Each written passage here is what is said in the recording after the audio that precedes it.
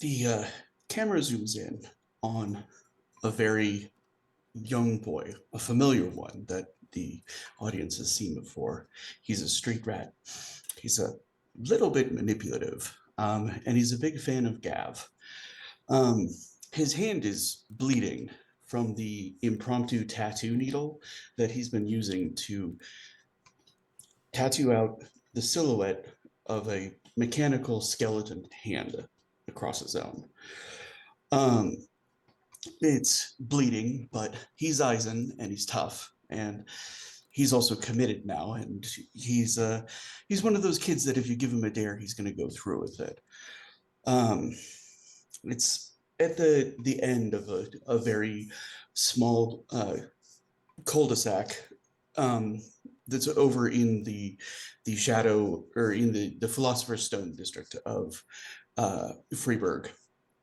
And night has already passed. This is his nook in the world, his place. It's relatively safe, but the Philosopher's Stone is a place of extremes, extreme wealth, and extreme poverty. This is one of the narrow nooks and alleys that they've crammed all of the impoverished poor that they need to keep the rich shops running and working well. Um, and he's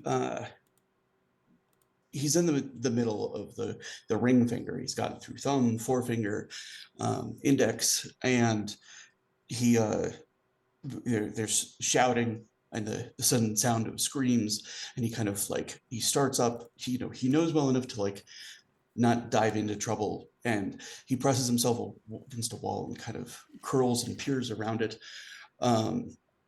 And he sees two rich nobles that are dressed in finery. The husband of the pair has his blade drawn, and at his feet there are 3 dozen, or not 3 dozen. There are 3 dead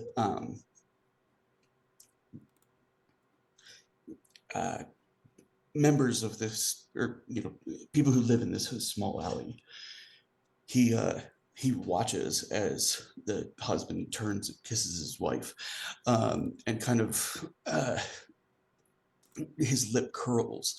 He says, "It was hardly any sport at all." And the wife kind of she smiles. She's kind of excited by the violence as much as anything else, and she runs her hands over his shoulders and she says, "You were just too fast for them. You scared the rest of them off. Next time, my darling." And Felix kind of, his face pales a little bit, but he takes a half step back, and there's a little yipe from a small pup that he's been feeding and taking care of that he startles.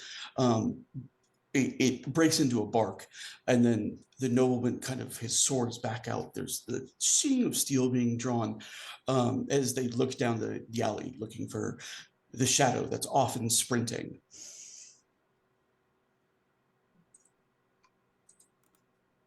Thank you, everyone, and welcome to the Shadow of the Wachtturm, a 7th Sea First Edition Let's Play set in the great lawless city of Freeburg. Our art is courtesy of Hero Forge, First Edition 7th Sea, and Be Funky. Our producer is one of the moderators of Dirty 20 Gaming, the delightful and compassionate Gloriosa, and our lore master for the series is the beautiful and benevolent Syndra. Before we get started, I wanted to give a content warning. While the spirit of 7th Sea is swashbuckling adventure and shadowy intrigue, the story will deal with mature themes, including death, loss, suicide, and grief. Eisen, our setting, is recovering from a 30-year civil war over religious differences.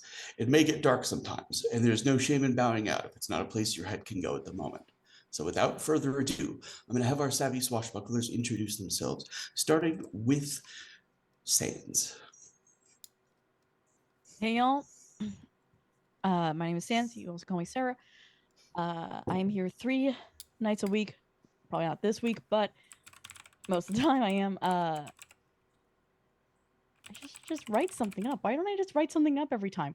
Uh, you can find me on Tuesday as our Corpo Magic, and on Thursday as the DM of the Fool's Gold campaign, King's Pyrite. The Tuesday game is Carnage Heights. There we go. There's my brain. hello. I'm also working with the Scarred Adventurer over on Tango Productions on stuff and things that'll eventually come out. Let's pass it over to Gav. That's me. Hi, I am Bison_Stonefist. I am a regular contributor on this channel. I'm currently on here 3 nights a week. Tonight I am playing Gav the Grin, our big lovable dumbass. And on Tuesdays, I am a hot mess as the game master for our Cyberpunk Red game Carnage Heights. You're on great. It's entirely imposter syndrome that gets me along, I swear to God. Anywho, on Thursday, I play the big damn hero Encino. He's our Dragonborn Paladin Ranger. Currently is still trying to get the license plate of that dragon that hit him. But yeah, other than that, you can find me on our Discord. I am the guy to go to if you want a Warhammer lore dump. Also, I am a big fan of other crunchy systems, and I post memes. On to Becca. Well, hey, folks. It's your friendly neighborhood Bad Kyle and also friendly neighborhood Menace at the same time. You can find me on Thursdays playing the guy who's always kind of ahead of the curve, angry but ahead of the curve, because he'll say right at the start, let's just drop rocks on them, and a whole session can go by, and where do they end up?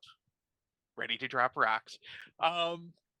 Otherwise he's a hero, and he is the founder of the McBadges line of restaurants. Still working on getting that up and running, but eventually the franchise is everywhere.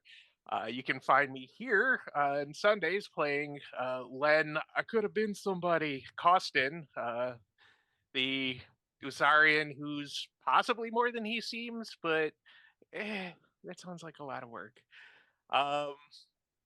And then you can find me on the Discord posting unhinged food memes and generally being a menace. Over to she's not eating anything, but to Ruth. Hi, I'm Ruth. I am here today as Runa, Sparky Ingvild's daughter. You can also find me here on Tuesdays as Exit and Thursdays as Desrai, who is on the same page as Badges, but For entirely different reasons. she just wants to fight, guys.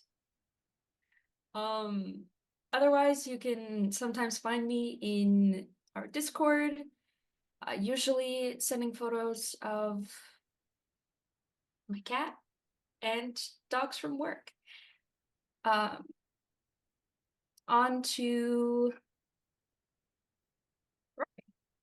Oh, wow. That's so convenient. I didn't have to remute my mic. exactly. Hi, everybody. I have brain. I'm Rory. I'm here only Sunday nights currently, playing Soldier Boy Hans Ulrich. Had to happen eventually. Yeah. Aside from that, I have been getting a little bit more into streaming again, finally. Typically on Tuesdays and Wednesdays, like in the afternoon, because that's when I don't work. But as you can see, oh, hang on. Oh, it was right there. I finally got an adapter so I can actually plug this into my PC and wrote them right into OBS, which is fun. So new kind of semi-satirical DJ radio show coming soonish to whatever personal device you use. And aside from that, I think that's about all I'm up to right now. I'm also learning Bitwig. I'm learning a new thing. That's another thing I stream. But, well, there we go. First one of the day. Wow. I heard over to Gloriosa in that one, but Yeah. I think that was the Ruth mating call that you heard. Like, oh, going into that season. It is going into that season. Hi, I'm Gloriosa. I've never been prouder, my love. I'm only here one night a week, so far. Yeah. I'm here as Honorine, who didn't ask for this, honestly. Never asked for this. Is here anyway. Might as well make the most of it. Really would like to know the address of her house that she's supposed to have. But, you know, she's our Montaigne friend who joined awkwardly and is now slightly hunted. Yeah. Siosa, it's your turn. So it is. All right. Well, in the ancient days of Numa, the great storyteller and philosopher Ceres the Wiser once noted that an adventure can only begin in one of three ways: by death, by slur, or by letter. To begin without one of these incitements is folly, a debacle best described as an indiscretion, a dalliance, an escapade. But fear not, we begin tonight properly girded with a death, the most inescapable of the three, and thus the most powerful. I'm going to turn it over to Gav, because Gav had been the one that was kind of discussing with everybody as far as the meeting and making invitations with the Vidachi, who had introduced himself at the end of the last game and who had been the source of much followings. Oh, right, we were making breakfast.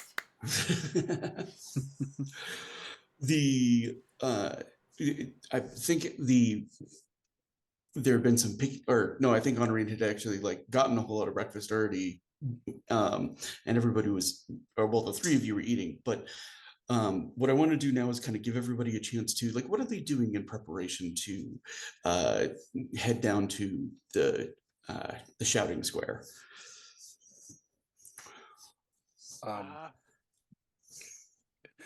Gav is probably giving Honorine and Rosa the insiders tips on the shouting square, like don't bring your coin purse there. If you want to bring money, take a couple of coins and keep them close to your breast. And he says that completely flat, not thinking of any sort of innuendo or anything. And just general kind of like street guidey type things. Len is going to, make sure he's looking as snazzy as possible. Then he's going to fend off the local matchmaker. Maybe go get himself an espresso or cappuccino. Going to get himself a cappuccino, and take his boar spear. It's going with him, just in case people get a little too argumentative. And he might wait for Hans, depending. I don't know if they made plans to just head that way together in the morning, but yeah, they definitely have the longest trip there. they do. So, but the early. cheaper of the two coffee places is down in the merchant quarter that's just adjacent to Fine Hearth. Okay, perfect. Then we'll get a cappuccino and maybe a Danish, and get ready to go and yell at people. Big old man yells at cloud energy there. Mm-hmm.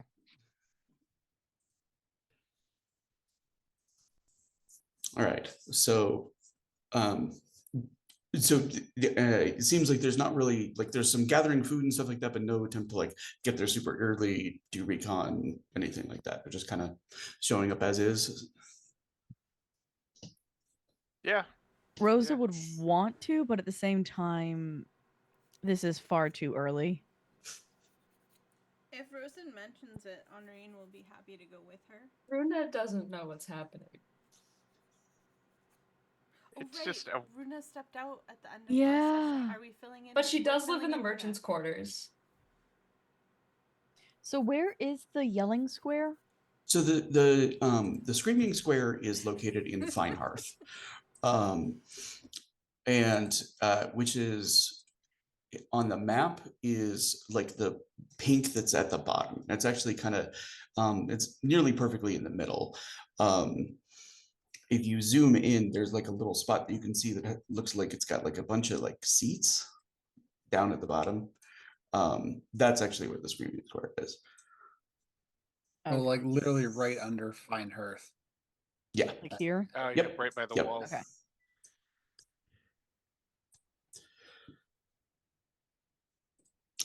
It's next to one of the bookshops of the city. Um, All right, and wait, I keep doing this. I need to write it down. Len and Hans live over what the so you're stone in of the Dragon Nest. the Dragon Nest. That's okay. The green area that's up in the northwest. So that's a The walk.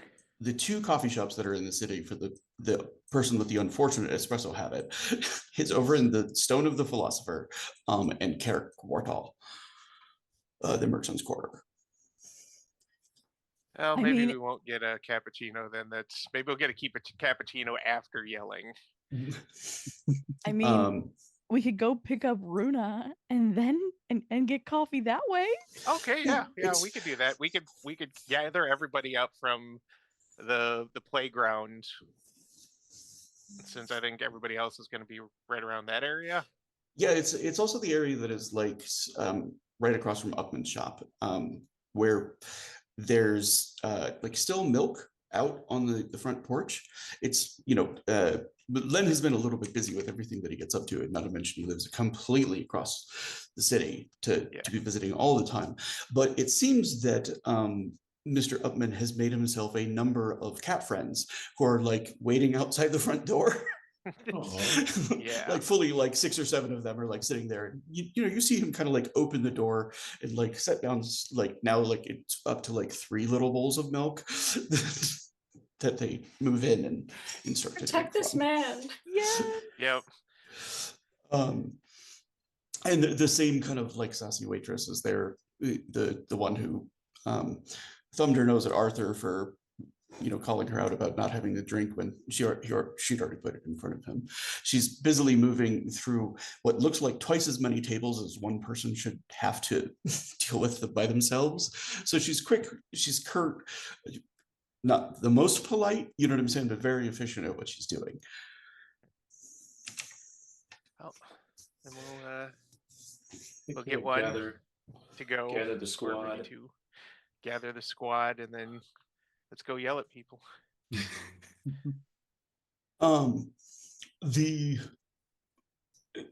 There's a little bit of, you weren't sure if he was just going to sort of peer out of the shadows or anything, but you guys get to the Screaming Square. There's an ongoing match, or an ongoing like shouting match between 2 people who are talking about like methods of taxation for the city.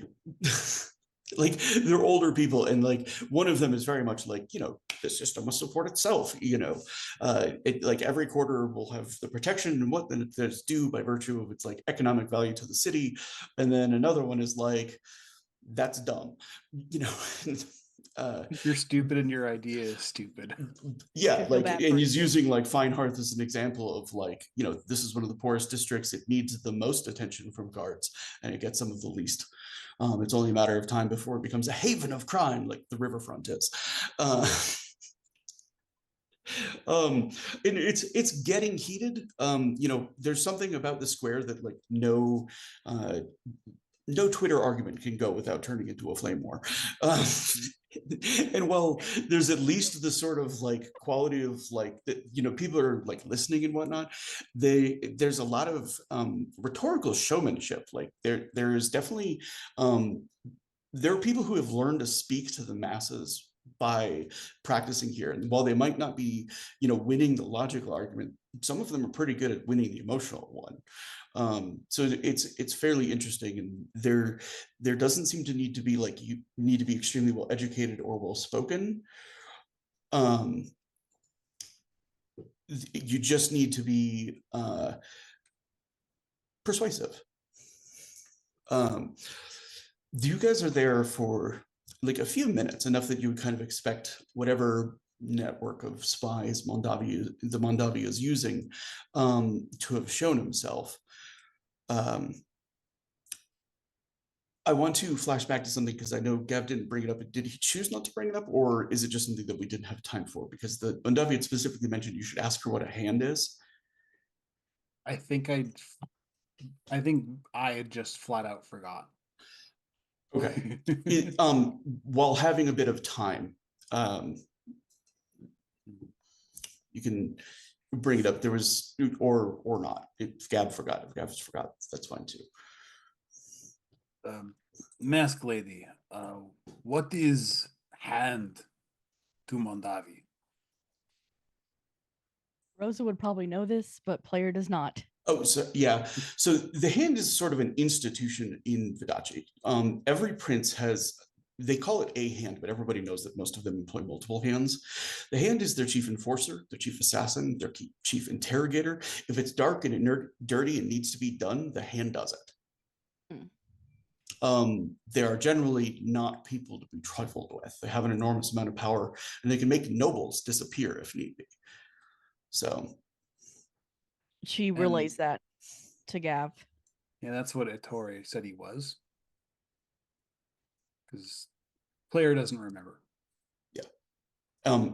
He didn't actually say that, but he did imply it. Okay. By a lot of what he said was not so direct. Real Drax moment. I mean, come on. Did he give you a direct word that he is such a man, or did he simply make it seem like he is? Because that is two different things. Si, He signore. said lots of things, but he spoke about it specifically. I thought it was important to bring up. No, it's important to bring up. Si. This signor may be very dangerous. Talks a lot.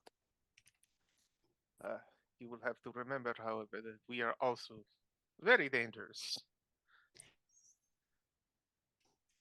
He and Vodachi men like to talk a lot. He said he would be here, but he's very small.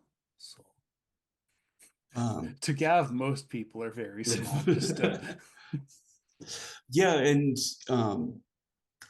as you guys are kind of like looking through the crowd and whatnot, you see one of the street kids that you kind of, it's actually the kid that you intimidated before, Gav. accidentally. The one who was outside of Rose's place watching. And he kind of he's moving at a run. And he kind of comes to a stop when he sees Gav. And he kind of like, sir, Mr. Vidachi, he said that I needed to find you here. He's not here because he says one of the kids got hurt. He says he took him to the doctor, but I can bring you there if you want. Wait. Who got hurt? He says, Felix? He says someone stabbed him. Gav's Cernith hand starts to grind against himself. He's clenched into a fist so much. Is he going to be okay? Do you know? He's at the doctor, but he came in and he was all bloody. He says, and Mr. Vidachi picked him right up and ran him towards the doctors.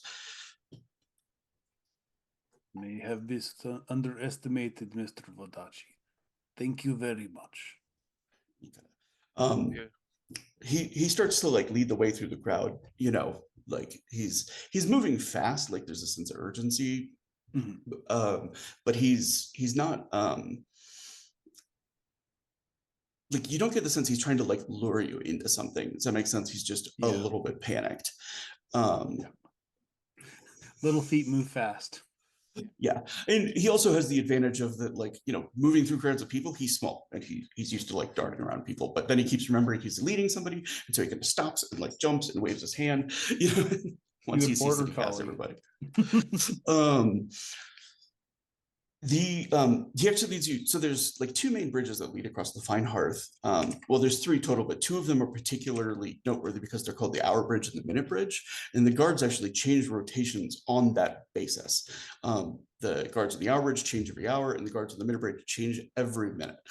So it's kind of, it's a little bit hectic, but it's just something they've started doing a while ago as a point of pride. And then Eisen stubbornness just was like, well, let's keep doing it forever. Momentum keeps tradition going. The guardhouse for the Minute Bridge is literally across the bridge. So it's like there's like 10 guys inside of the guardhouse, and like one walks out, and then, next minute, another one walks out. It's not that big a deal. It's just kind of them stretching their legs and standing there for a minute and then going right back.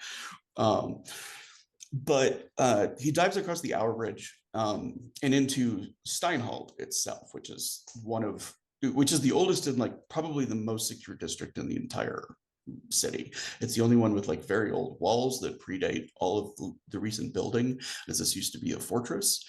And the doctor's office that's here, there's actually two doctor's offices that are across from each other. Gab knows both of them. One is a former army surgeon, and the other one claims that he's like a doctor of maladies of the spirit. Dr. Duck, because he's quack. That is by and large the agreement, but Gab's heard rumors of some wild stuff coming out of it. Mm-hmm. So but yeah, most of the kind of pragmatic guys think that he's probably at least several parts quack. When you get into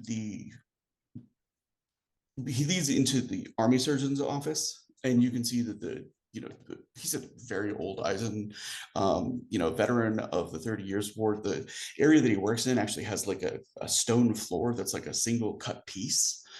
And Felix is on the table, like he's conscious and he's awake, but he's like got a stick between his teeth. You can see that the Vidachi is there, far from the polished person that you saw the night before when he was kind of like making his introductions. Right now, his face is easy to read. He's angry. And his arms are crossed, and he looks very much like he wants to pace, but he's trying to like be calm. And he looks as like the young kid arrives, and he kind of says, "Thank you, Ernest." And he, hands the kid some gilder. Gav almost bowls the kid over, getting to the table. He looks to the doctor and he looks to Ettore. He's like, "Is he going to be okay?" He says, "Well, he's an idiot. I don't know about his hand." He says, "But this part, he got lucky." What happened to his hand? You can see, like right now, his hand just kind of looks like a bloody mess. But not like there's no fingers mangled or anything like that. It looks like there's sort of like a mix of like blood and ink, and he got like 3 out of 4 fingers done, not the thumb yet, and a bit of like correct me if I'm wrong, is it the metacarpals that are like the bones that are in the hand?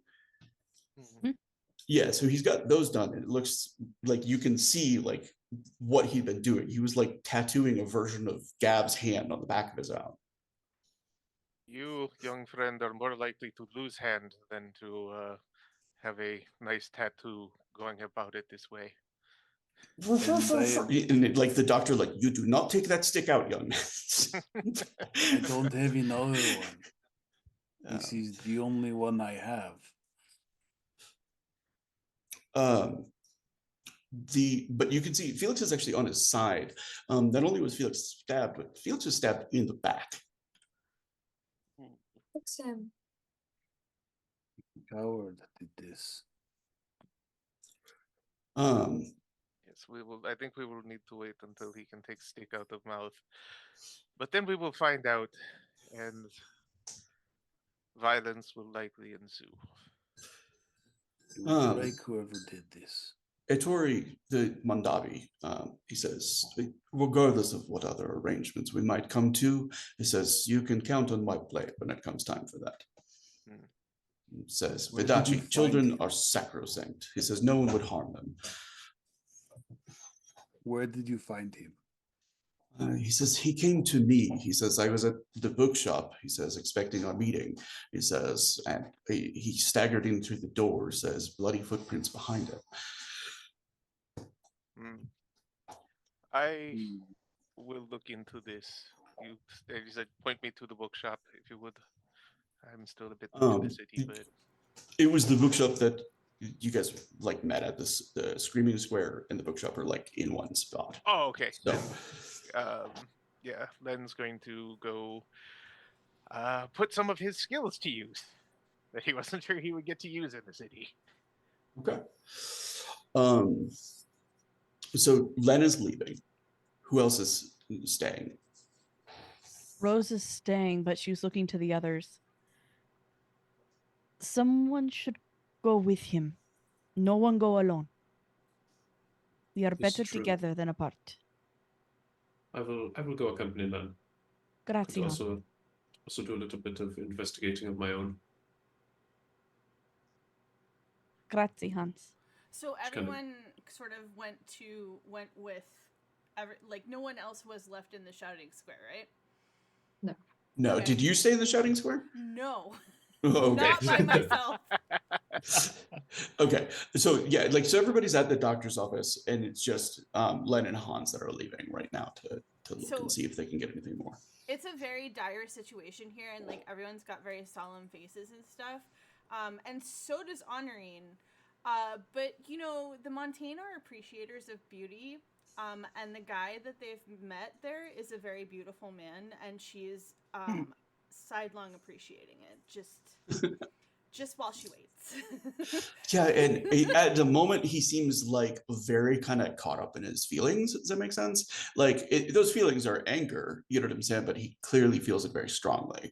I'm just saying, like, in the background, she's not really tied to any of these people, so she's just sort of like, oh, he does his stair workouts. He doesn't skip leg day either. He's kind of like running his thumb along the scabbard of the rapier that's at his side.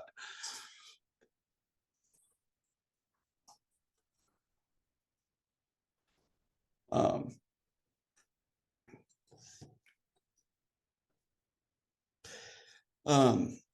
the doctor kind of like looks up and he's like, it does not actually help with surgery to have 6 people staring.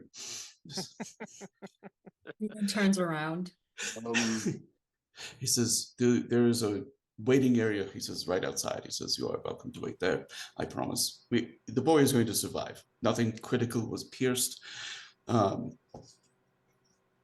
He says, I think he caught the flat of, I think he caught a throwing blade, but at a distance, he says, and without much force left behind. Bruno, hearing that, just goes to the They're- waiting room.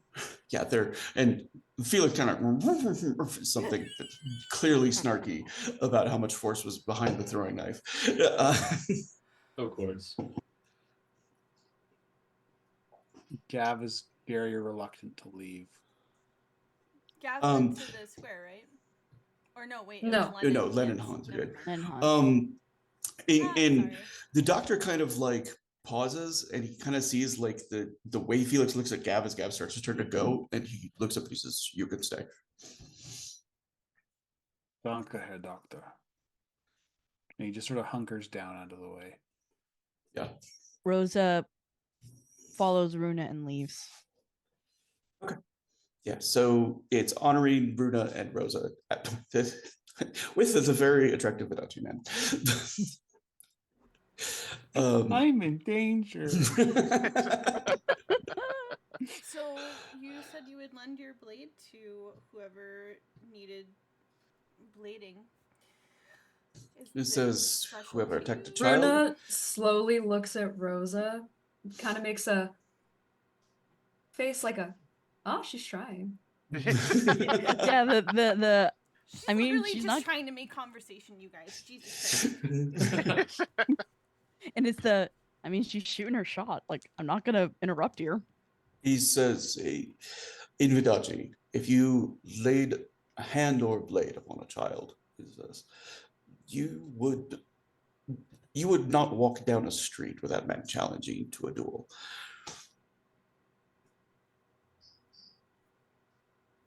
Well, Um, naturally. He says, my manners, I'm so sorry. I am Ettore Mondavi. And he bows to the 3 of you. I'm Runa. Rosa. Honoring.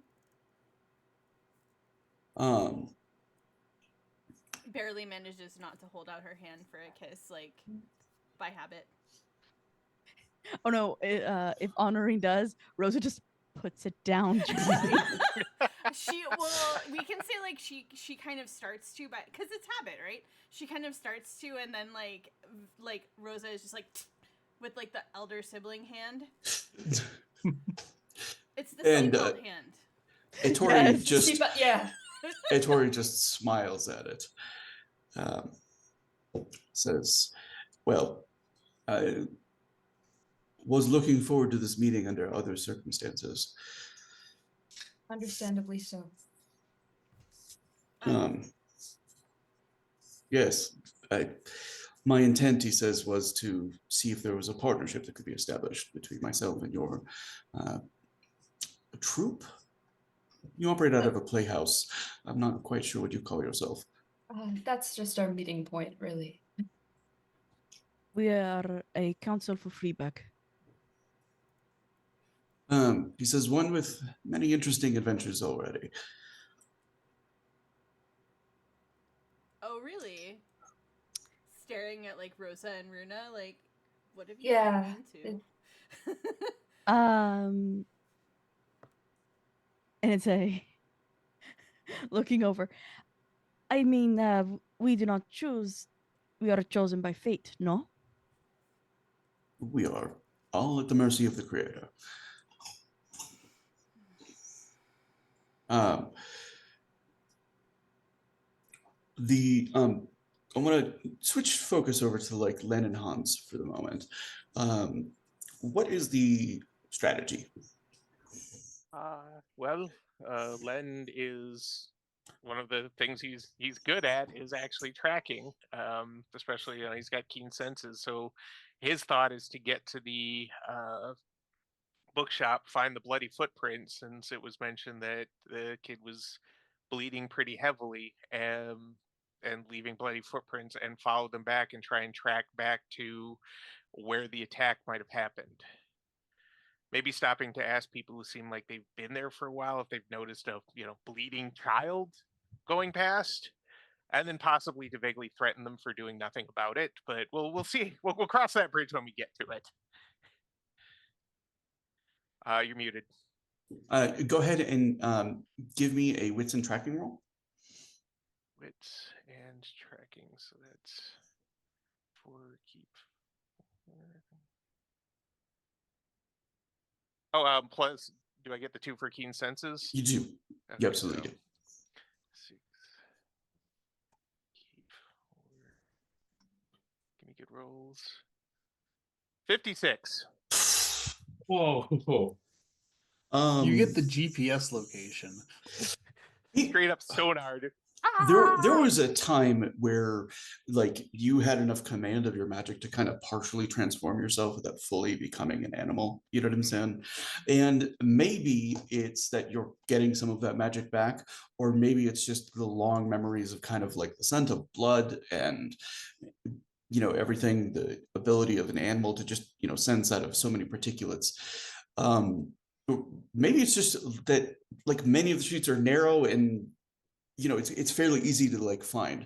The kid definitely, like, by the time he got into Finehearth, he was hurting enough that he wasn't taking like side cuts. Does that make sense? Yeah, that doesn't happen until you cross Riverfront and then cross into the Philosopher's Stone. Okay. The part of the Philosopher's Stone that's seen publicly is always the really nice part, the whitewashed walls and brick and and the alleys are very narrow, and they're sort of crammed with tiny, tiny houses that are designed to be almost invisible from the outside. Does that make sense? Like they could be a wall, Yep. if Can't you see the poor people doing the work. That exactly would ruin the aesthetic. And the you track the blood into an alley, and as you're like arriving there, you see a guardsman kind of like standing up from where there are splashes of blood across the ground, much larger than any one child would have made it and survive. Yeah, pretty obvious that several other people died here. Hmm. Yeah, he's gonna point that And out to just the guard kind of like turns and grabs his broadsword. Like whoever lives in this area looks like they've vacated it. This is not people own homes. This is, squatters. people and are squatting renters. here. Yeah. He's just then's gonna be like, easy, easy. A child was attacked as part of this. We followed the trail from where he reached help to here, trying to figure out what happened. He says, I didn't hear any word about that part. He says, the report, he says, the thieves here. Well, And he's like making a gesture to the blood on the ground. Does that make sense? Like, as opposed to the bodies have been moved. Yep. But looks like probably 3 different bodies. 3 or 4. He says, 3, he says, and then a 4th, he says, down close to the river. Well, this looks. What would I need to roll to kind of try and divine what happened here? Besides, You got a people being 50 on your stabbed. tracking roll. You're kind of like, you can see in like In the this patterns of blood and stuff like that. Like there was a very, very quick, very one-sided fight. Do you remember the opening where like Shadow character was facing off against like the laborers? You know what I'm saying? And I was like, Yeah. I'm not gonna roll this out. Just tell me what happens. This was the same kind of fight. Okay. Like it was so one-sided that whoever the swordsman motives was clearly good enough to take all 3 of them down before they really had a chance to make any kind of an attack. The other thing is that 2 of the 3 tried to run. Yes. Len's going to look at it. Look at Hans, who also has a great, good amount of combat experience, and just kind of compare notes. Be like, these 2 tried to run. They did not even fight. This one died almost instantly. There's one more thing as you kind of get down like the alley, as you're kind of like following the footsteps. As you get near the end of it, you can see the area where it looks like some footsteps passed through. There wasn't any like blood yet. Does that make sense? Besides some of the blood that was being tracked from the larger fight. And as you're like moving down it, you hear like a little whimper, and you see a very small dog kind of like withdraw a little bit further under a bench. Here, puppy, come here. Go ahead and give me I'm going to do this as a speech roll, or you can use survivor, and I'll give you an extra die for your speech, just because you are a sorcerer who their magic deals specifically with animals. Okay. Let's see. I think this is 8. Okay.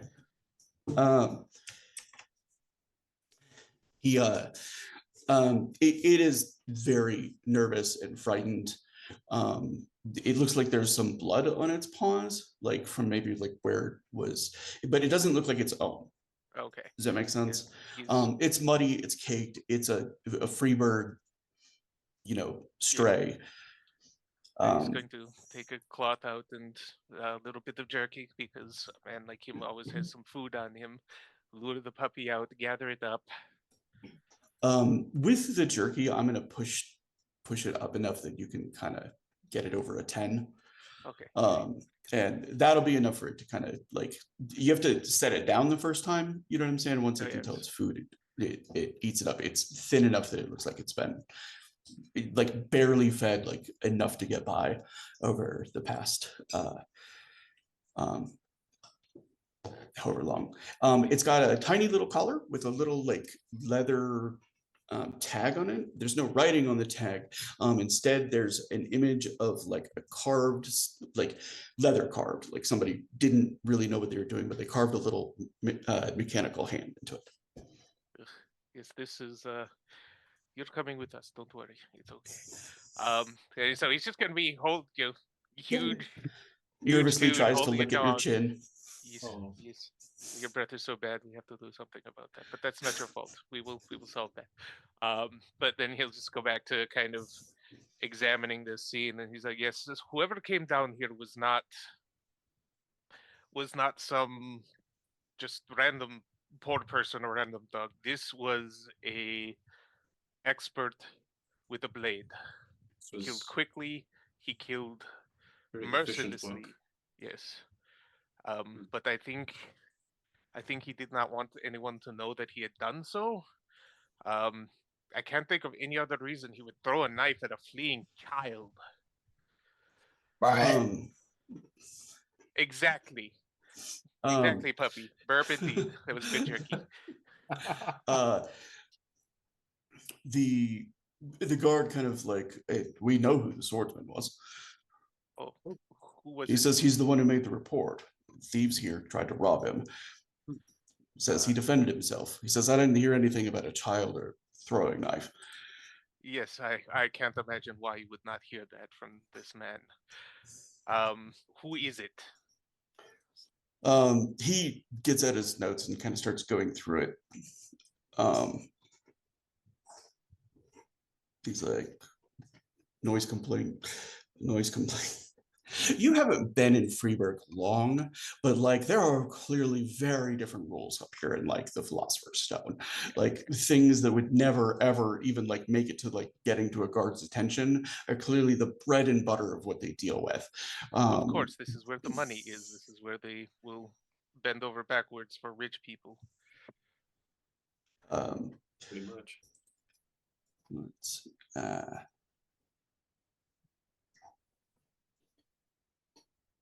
sorry.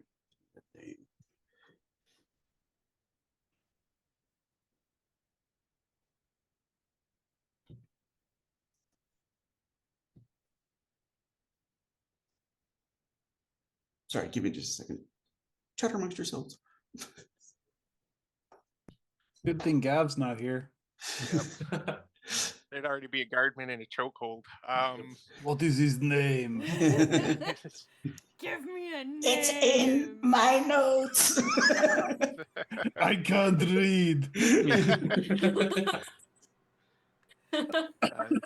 is gonna be Best find it before you need to breathe again. the closest thing to an excuse I could think would be that he was still in combat mode and thought he was being attacked again. But that still does not seem very. You can find the place where you think he actually took the throwing knife, and it's a considerable distance from where the initial fight happened. Does that make sense?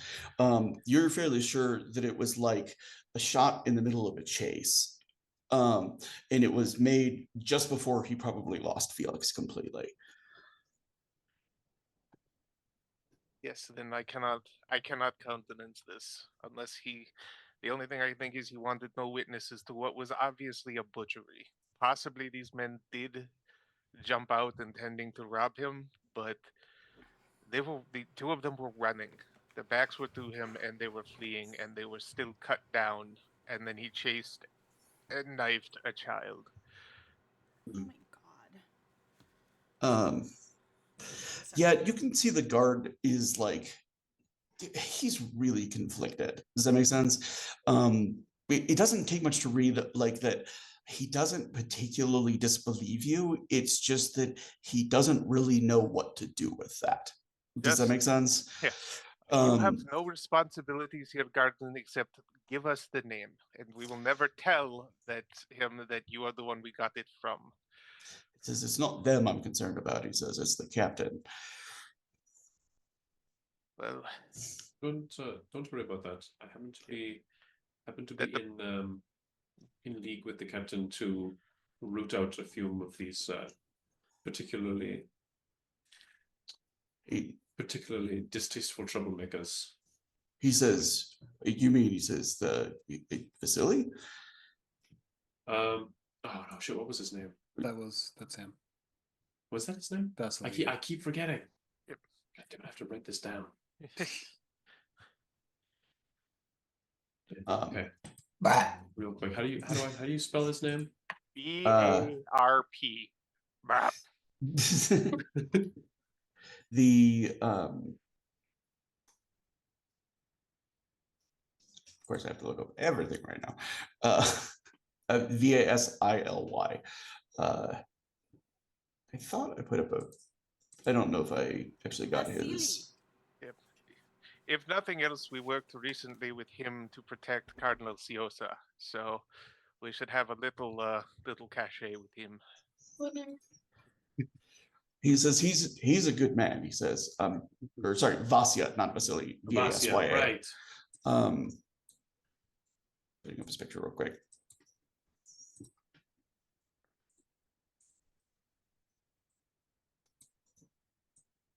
I don't know why I likes to make it tiny, but Yes, there it Vasya is. Wilhelm. Ah, yes. Right. Smash. I mean, yes, Captain. You're right.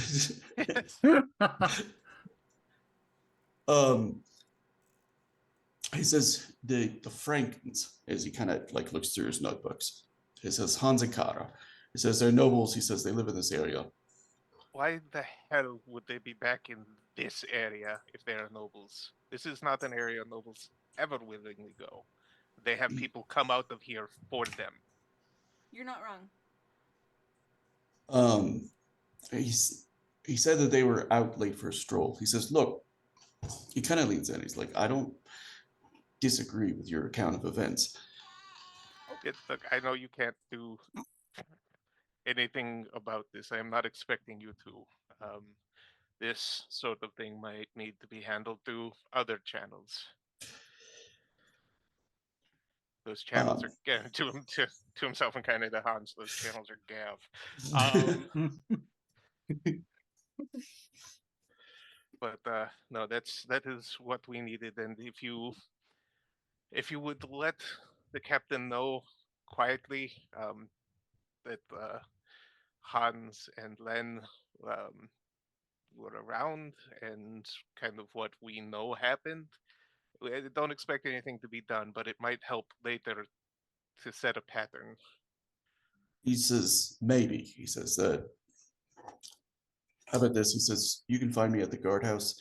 If you need me to make the report official, he says, you have findings. He says, or a witness. He says, I'll do it then. He says, until then, if I just tell my captain that, he says, odds are, I don't know. He says, I'm going to run across the Frankens in the middle of the night. Well, do not risk your neck yet. He says, this is this man's 10th filing this year.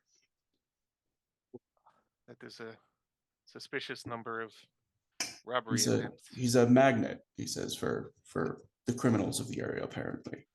Yes, I have no doubt that he somehow always seems to find criminals. Appreciate the information. We can look into the events affecting our friend on our own, but hand him a couple extra coins. And appreciate the work that you and your colleagues do. It's no easy feat, that's for sure. That's appreciated. Says you got a real knack, he says, for that. Says business with the footprints. To Len.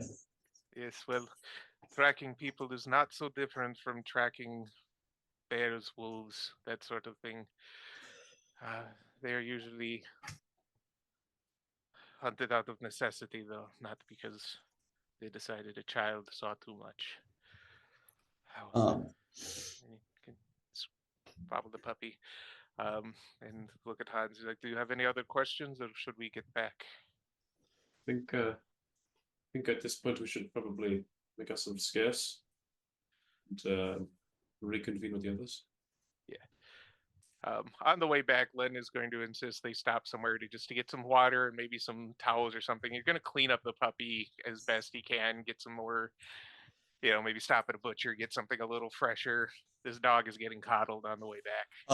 Yeah, it's definitely the kind of dog, at least at the moment, that you have to like control how much you're giving her, or it's going to eat itself sick.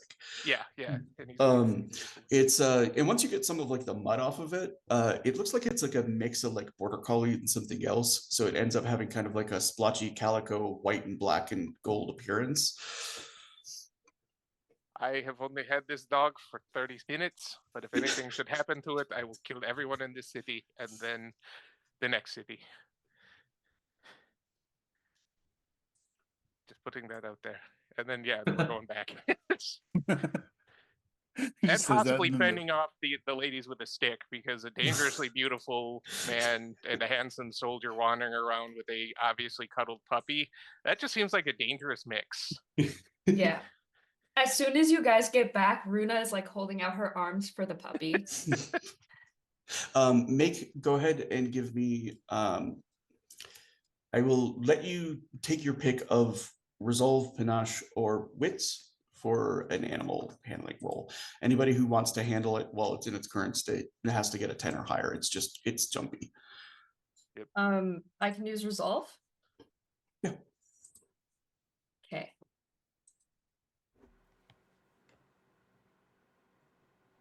Hehe. 29. 18. People are like, oh, spend drama dice on this. I didn't. No, Is Honorine rolling, or is Honorine just observing? Honorine is not touching that dog. Well, that's negative aura for Honorine right there. All right. Well, everybody else Yeah. Negative 20,000 reputation points. She just Yeah, doesn't want to touch the dog. Len will poke his head, just real quick. Len's gonna poke his head into the surgery room, look at the kid, and be like, "I found your dog. He's in the yeah, other room. He's fine." the dog pushes through the door, like it just jumps right out of arms. You know what I'm saying? Like because it can smell the kid from the other room, and you see that. Like Felix kind of drops a stick at his mouth, and he's like, "Kill her!" And the dog like, Of course, his name is Kid. and the surgeon is like, "What did I tell you?" His bedside manner is army surgeon. Yeah. Yeah, it's nope.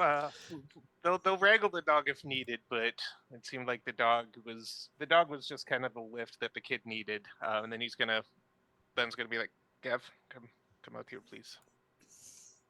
he takes one last look at Felix, realizes, He's in the good last hands. stages of being stitched up. Yeah. So like the bleeding seems to be under control. He's doing his best not to wince now that Gav's here. So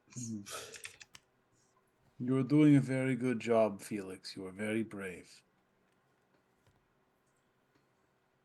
And then he reluctantly leaves the surgery room. And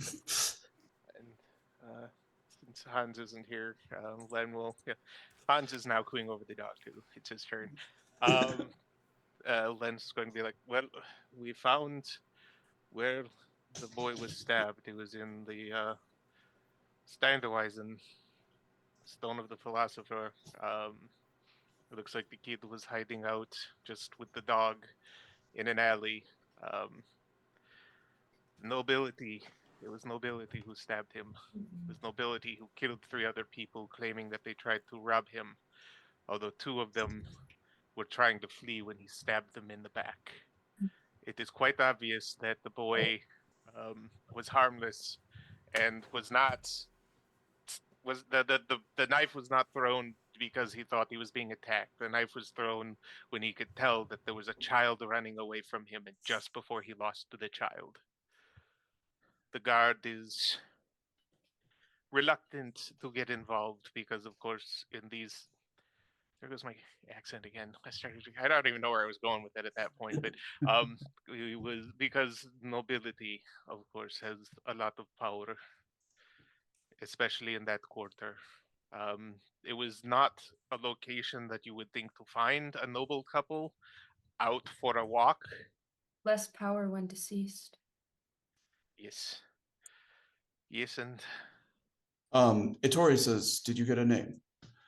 I did, but I am worried about giving it out because I know friend Gav, and I know friend Gav would not hesitate to go and beat this man on the carpet like a rug until he poops his own bones. talk to him.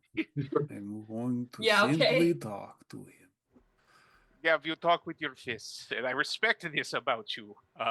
But Is in this sign case, language? yes. But I do not think he speaks your kind of sign language, and your kind of He sign will. language is the kind of sign language that would have the guards shortly hanging you by the neck until you died. Oh, And I will not kill him. that you don't have to kill him. You Nobility. Yeah, he's nobility. You assault a noble, especially one with enough power and money to have the guard going like he killed some, he killed some thieves, even though it's clear that is not what happened. Ettore says, my understanding of the situation here in Freiburg is a little different. He says, there are some nobles who are clearly on the outs, who would have nobody mourn them if they were gone. He says, others that are part of the court of staves, who would most definitely have somebody looking out for them if they were disposed of. Yes, and I am too new here to know which is which. So I am. He looks at Hans like, "What do you think? Do we give him the name?" I mean,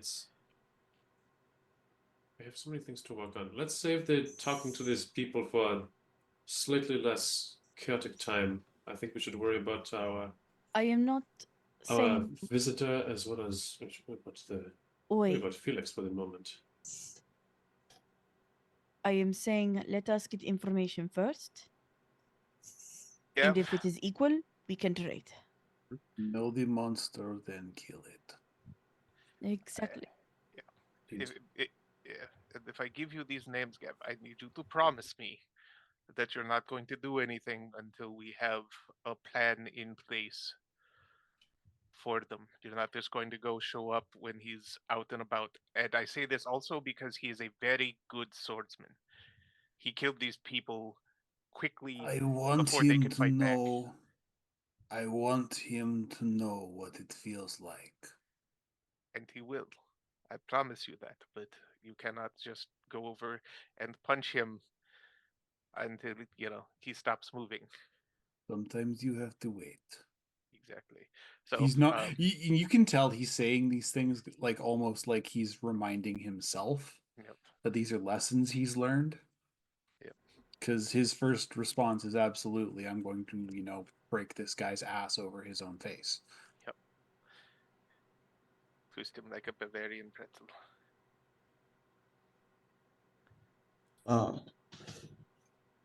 Ettore kind of like, if you don't want to divulge the names to me, I can retire, but I do believe that I might be of some assistance. No, you can have the names. He'll tell the whatever and whatever Franz. I already forgot. I was focused on a puppy. I'm sorry. Hey, my bad. I introduced too many things at once. Justified. Yeah. Hans and Franz, and they're there to pump you up.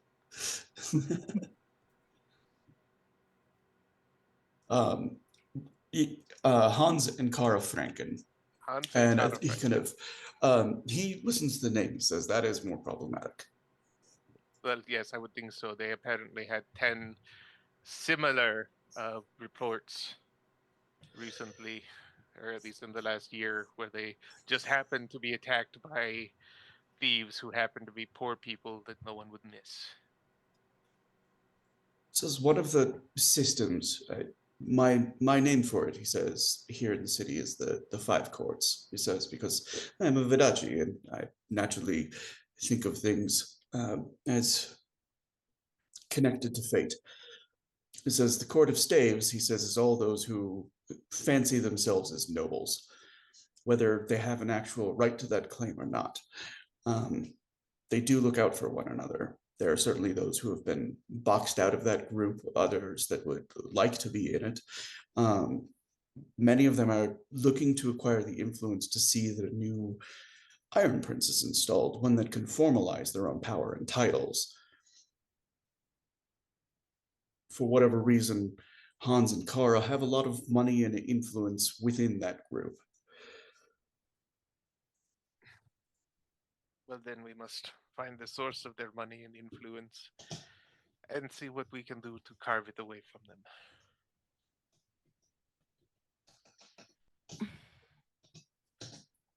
If they are truly part of the House of Stays, as you say, we may be in much deeper than we think. We are already quite deep in a number of things. This is deep in it for quite a while. May I take this opportunity to make my pitch to you as to the partnership I was going to propose? Of course. Look around. My entire skill set is in serving the political machinations of a prince. He says, to that end, I'm quite adept at recognizing influence and the use of it. He says the connections between individuals. He says it's been natural for me to do so in Freiburg, and it was how I deduced that the group of you were connected, even when very little binds you together. He says, but ever since the incident over in the Dragon's Nest in regards to your attack, he says, by the cult of the Oathmakers. Who is the what now? The masked That's- figures? Yes, them. Oh, Oh, well, it's well, good to have a name for them. that name is news to us. He kind of smiles. He says, I am good at what I do. So noted. So noted. Duly noted. Yes, is- Your spy. May have questions about them later. Oh, I am indeed a spy, he says. I take a great deal of pride in that, he says. But the thing is while I have certain interests here that I need to represent on behalf of Prince Mondavi, there's a great deal of latitude and free time, he says, that do not involve the interests of Prince Mondavi. He says, I've come to like it here in Freiburg, he says, and should the interests of Prince Mondavi coincide with the interests of Freiburg from time to time, I think that we can work together. Surprised to have come to like it here, but certainly seems like a good I plan. grew up in the islands on Vadachi. He says, a place that I can only describe as being of constant danger. He says, so this is very much like a homecoming for me.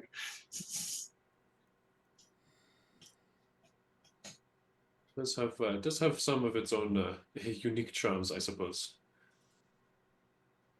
I suppose one might ask where the prince prefers things might lie for the next Hierophant, if we're going to be It's working true. together. Prince Mondavi has his interests, but they're principally on the mainland. My prince is known as a farmer, he says, and he grows much of the, well, he doesn't grow it, he says, but he owns much of the fertile farmland on the mainland. To the rest of the princes, this makes him exceedingly boring, and his personality does little to dissuade them of that notion. Growing wheat is not particularly glorious, nor particularly interesting, he says, but it is particularly crucial, he says. And so Prince Mondavi enjoys a certain degree of immunity within the Great Gate. It does make sense. Nobody would really want his job. And no one would want to kill the producer of the most food either. No, not when Eisen is to the north and starving. Indeed. It's Yes. Yes, indeed. So, Says part of my purpose here, he says, is trying to arrange for a trade route so that excess grain can be sold directly to Freiburg. This is the best place that we can get a profit for it. And says, but the path here is somewhat risque. what are the current threats on the path here? Are there some new ones that have recently appeared? I would believe the 3 main, other starving Konagriks. that's the main one. There's three objectionist lands between here and between rather Vadachi and here. Seeger's lands have been relatively safe to travel through. There's an ongoing relationship between Seeger and Mondavi, where much of the initial excess product of his harvest is provided to him. They have an arrangement, so we can pass through there with relative safety. Says the other princes, not so much. Why not sell your grain to them as well? There's only If so I much can be access blunt, to go around. they can't afford it. Yeah, So, well, broke actually, and that's an broke. oversimplification. It says there's Heinzel, who is, honestly, I can't even get an audience with the man. His staff seems to be dedicated to making sure that nobody sees the Iron Prince. I don't know what ailment has befallen him, but ailment is probably death with no one directly in line to take over for him. No, there's enough bad management that I cannot imagine that things are being run by the peasants. He says it has the distinct characteristic of an idiot making choices. It says beyond that, there's the Fischler lands, he says, and Heelgrund lands. We can pass through Seeger lands, so we don't need to be concern ourselves with Heinzel. Heelgrund, I expect that we would be robbed many times, not by Heelgrund himself, but by the bandits who prey upon everybody in his lands. Fischler lands, they are better off than most. They have a thriving fishing industry, so they don't need the grain as badly as other places might. So we don't sell there because there's not as much profit to be made. Here at Freeberg, though, he says, with the chaos outside the walls, we could make a killing. So, Almost literally. And he says more to the point. He says not making the sales is what's doing the killing. Yes, that much is true. very true. The situation is getting dire. And I fear there are factions within the city who are looking to take advantage of the unrest, possibly even feeding it as best they can. That is one of those situations that taking advantage of only works to anyone's advantage for so long. Eventually, you have an unruly mob armed with pitchforks and torches that outnumbers you 100 to 1. And Yes, but I have not known many nobility who truly think that long term. They think their money and position can protect them from anything until it is not. Then you haven't known a lot of good nobility. Sounds like. Ah. No, Well, no, I Bob's have disease, not. No. right? Here, most of it is not good. Back in Lusaria, most of it is not fantastic either. merchant princes mean- aren't exactly known for their kindness, but they are, in general, known for their competence. Right. I He don't says- mean necessarily good, like good-hearted or whatever. I just mean Competent nobility. Good Yes, at it. competent nobility Merchant. Lusaria has a good deal of, even with the troubles going on now. Merchant princes at least bring business to the table. What do the nobles here so far? Their own back ends. Won't even consider making deals with people anymore. I think I've made my position clear enough, he says, and given some idea of what I bring to the table. He says, can we consider this a partnership moving forward? think so. I can't Look speak at for all of us, though. I Good. see why not. I do not see why not. I don't know that I would have no problem with that. Yeah, just sort of grunts and shrugs. He'll Glenn will look at Honorine and be like, "You have the look of one who knows nobility and this sort of thing possibly best. What do you think? Does it seem on the level?" I don't have a horse in this race. So whatever you choose to do is fine with me. Then I believe we do have a partnership.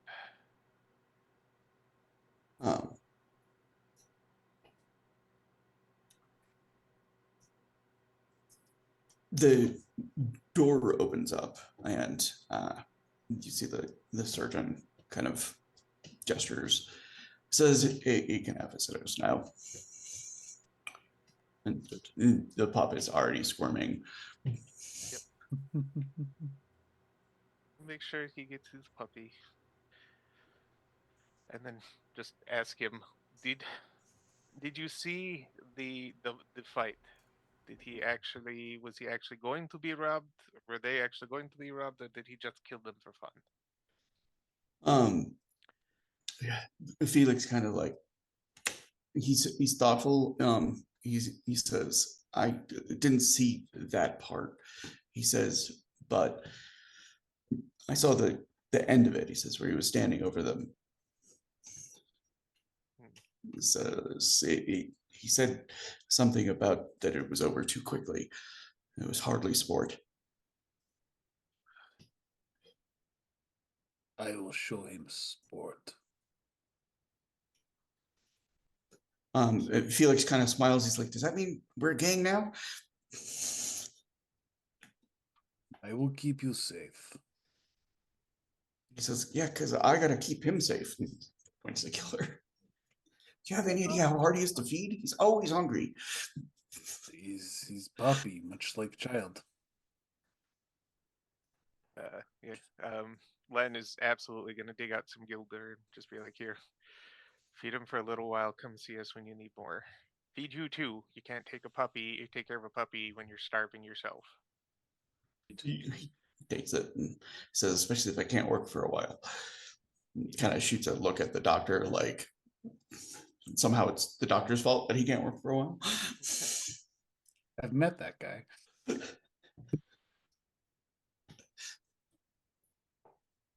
Now, Felix, you have to promise me something, though, since I am gang leader now.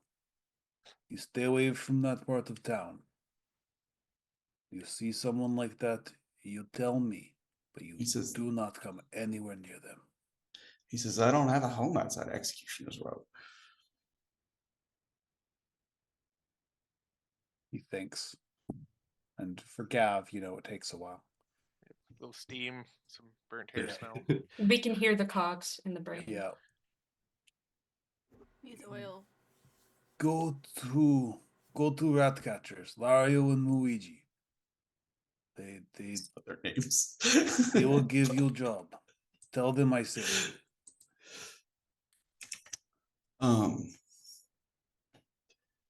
It's like, wait, weren't you the one who was like pulling tentacle monsters out of the sewers while you're working for them? They do many things. I take care of the big jobs. He says, "They're not gonna like turn me into bait, are they?" No, you are too small.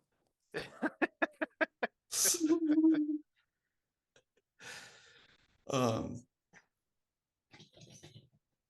But they will give you a place to stay. Just as long as you are nice to the rats.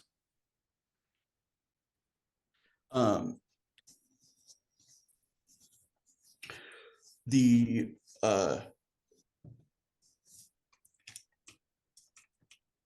he kind of accepts that, and the doctor kind of like, "Perhaps you should walk him over there." I will show you the way. All right. Some of us. So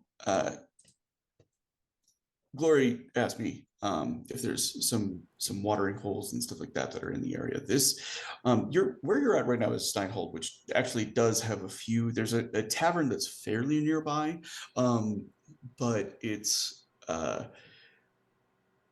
little unusual from the outside. The entry door is like half the height of a normal door. Is it called the Hobbit Hole? It is called, let me that real quick.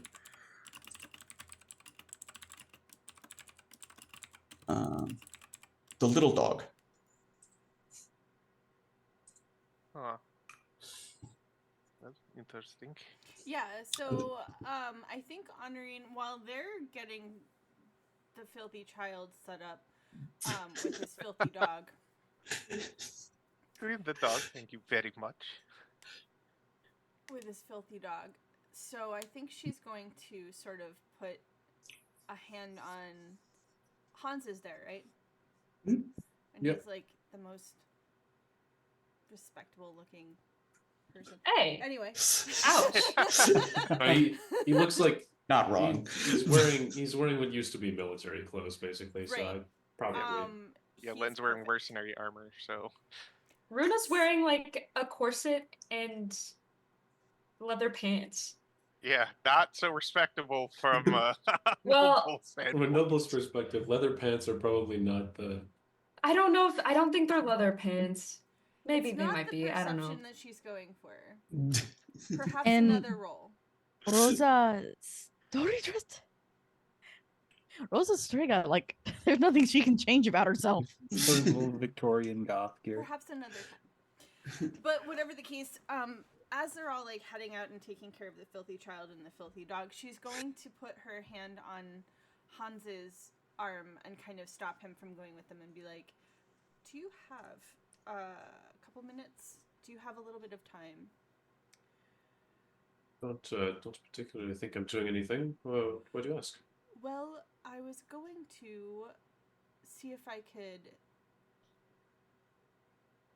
eavesdrop, frankly, on a little more of how the neighborhood conducts itself. And she's speaking in a Montaigne accent, but I am not willing to butcher the French accent in that manner with my mouth. That's fair. So I'm going to need you to picture like a fromage in between every word or something. Yeah.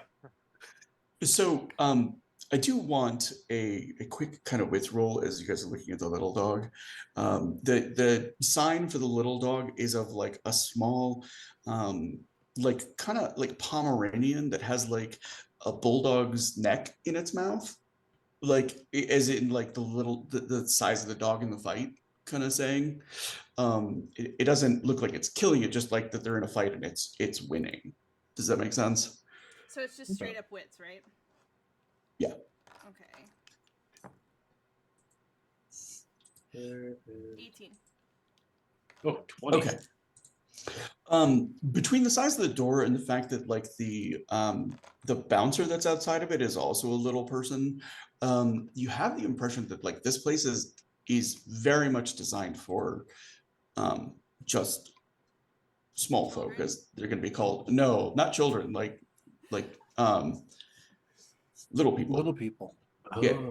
And it's not necessarily like, I mean, I know that this is like, if we're gonna stand out, she'll find another pub. Oh yeah, you will absolutely stand out. Although it is only midday, and from the sounds that are coming within it, there is some roaring drinking happening inside. It's just Runa like would look back as like she notices that the other two aren't behind her anymore, and like kind of like see if she could join. if you want to go on a proper pub crawl, like people starting to like go around looking for information in different places, we can do kind of like a couple of spots and have some information gathering downtime. Len is going to be like, well, I know a place that might be more comfortable for those of us who are not of a certain rarefied air, apparently. Nobody was talking to you, Len. I'm sorry. Were you addressing me? I was talking to all the people who were apparently not good enough to go to a place with you. Runa stopped and asked if she could go. She didn't get an answer yet. She literally didn't say anything to the other ones except heads. I She know, just but literally was Runa like, will you noticed you guys not behind. Runa, she's like, oh yeah, if you're Now that she's been caught, she's gonna have to let the other people show. No, It's like Len's taking going out somewhere pieces- else. Taking out a piece of gum and having everyone be like, can I have some? Yeah. So she's okay. So I guess they're gonna stand out, but I guess if there's already drinking going on, she's gonna just bite the bullet and go for the little dog, and kind of draw Hans in there, and like she's definitely like trying to blend in with the class of the area as much as she can. Yeah. Okay. Yeah. So this is going to be a fairly hard roll. I just And when mean I that say- she's trying not to look rich. Okay. Okay. All I will right. let you roll your commoner with it Okay. in your efforts to not look rich. But like the biggest problem is that you're not a little person. And this is kind of like one of the few places in the city that they've like staked out for themselves. Okay. Does wait, that make but you sense? just So there's- okay. We're just going for it. We're just gonna go for it. What could go See what wrong? happens. What am I rolling? Blindly noble her way into a drinking What am I rolling? establishment. Wits, commoner, skills. You roll your commoner with your wits. Okay. I'll actually allow your panache in this circumstance as well, because it is kind of defensive. So panache instead of wits. You may. I'm allowing you to use your panache if you would prefer to do that. Yes, I would prefer to do that. Okay, so that is, and then plus wits. Yes. And do I get to keep all of those dice? You get to Wait. keep your wits. Plus, wait, panache plus commoner. Sorry, I said. Or sorry. panache com- You get to roll your panache plus your commoner and keep your panache. Okay.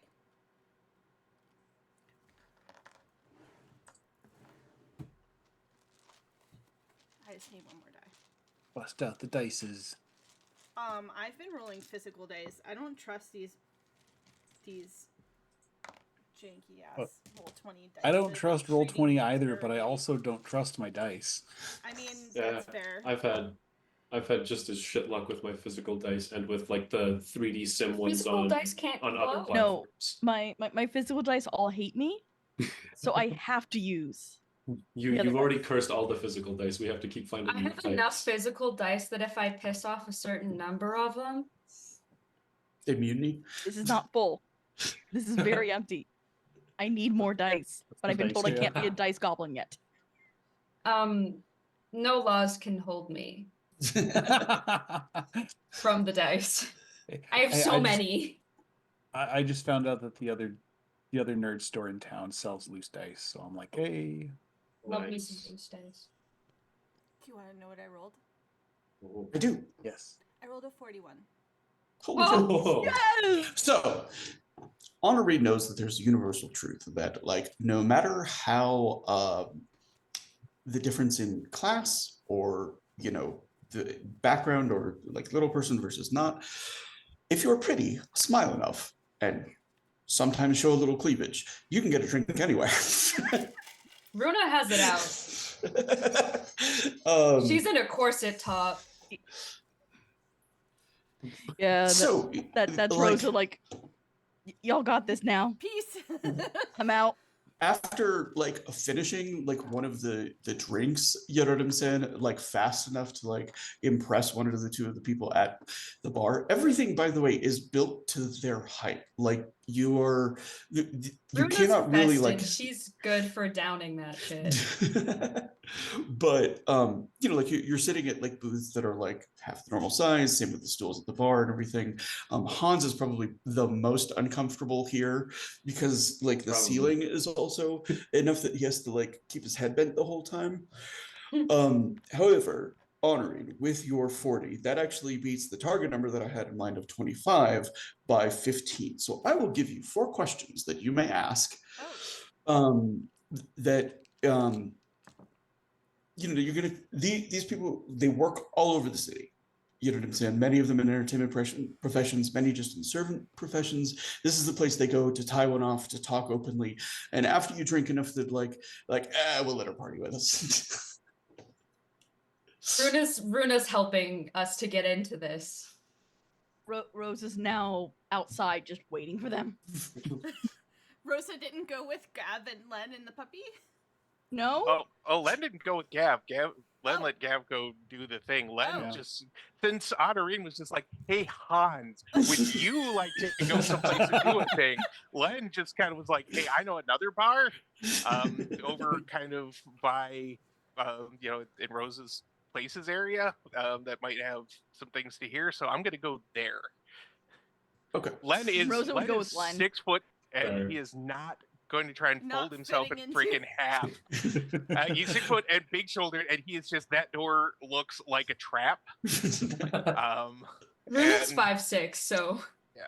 So Rosa is hearing from outside like the chants of like chug, chug, chug. They chug. She's like, if Honorine doesn't want to like down stuff, Runa's like, I got you. Oh no, Honorine 100% will. Okay. And she so, doesn't like, know how Montaigne nobility works in that way. No, it's totally fine. So like when they set down drinks, Honorine will like count them off and be like Hans and Runa, like and like as they were walking in, she did mention to Hans that she's like, I just need someone to look scary if someone gets frisky. Runa can help with that too. She doesn't know that, I think.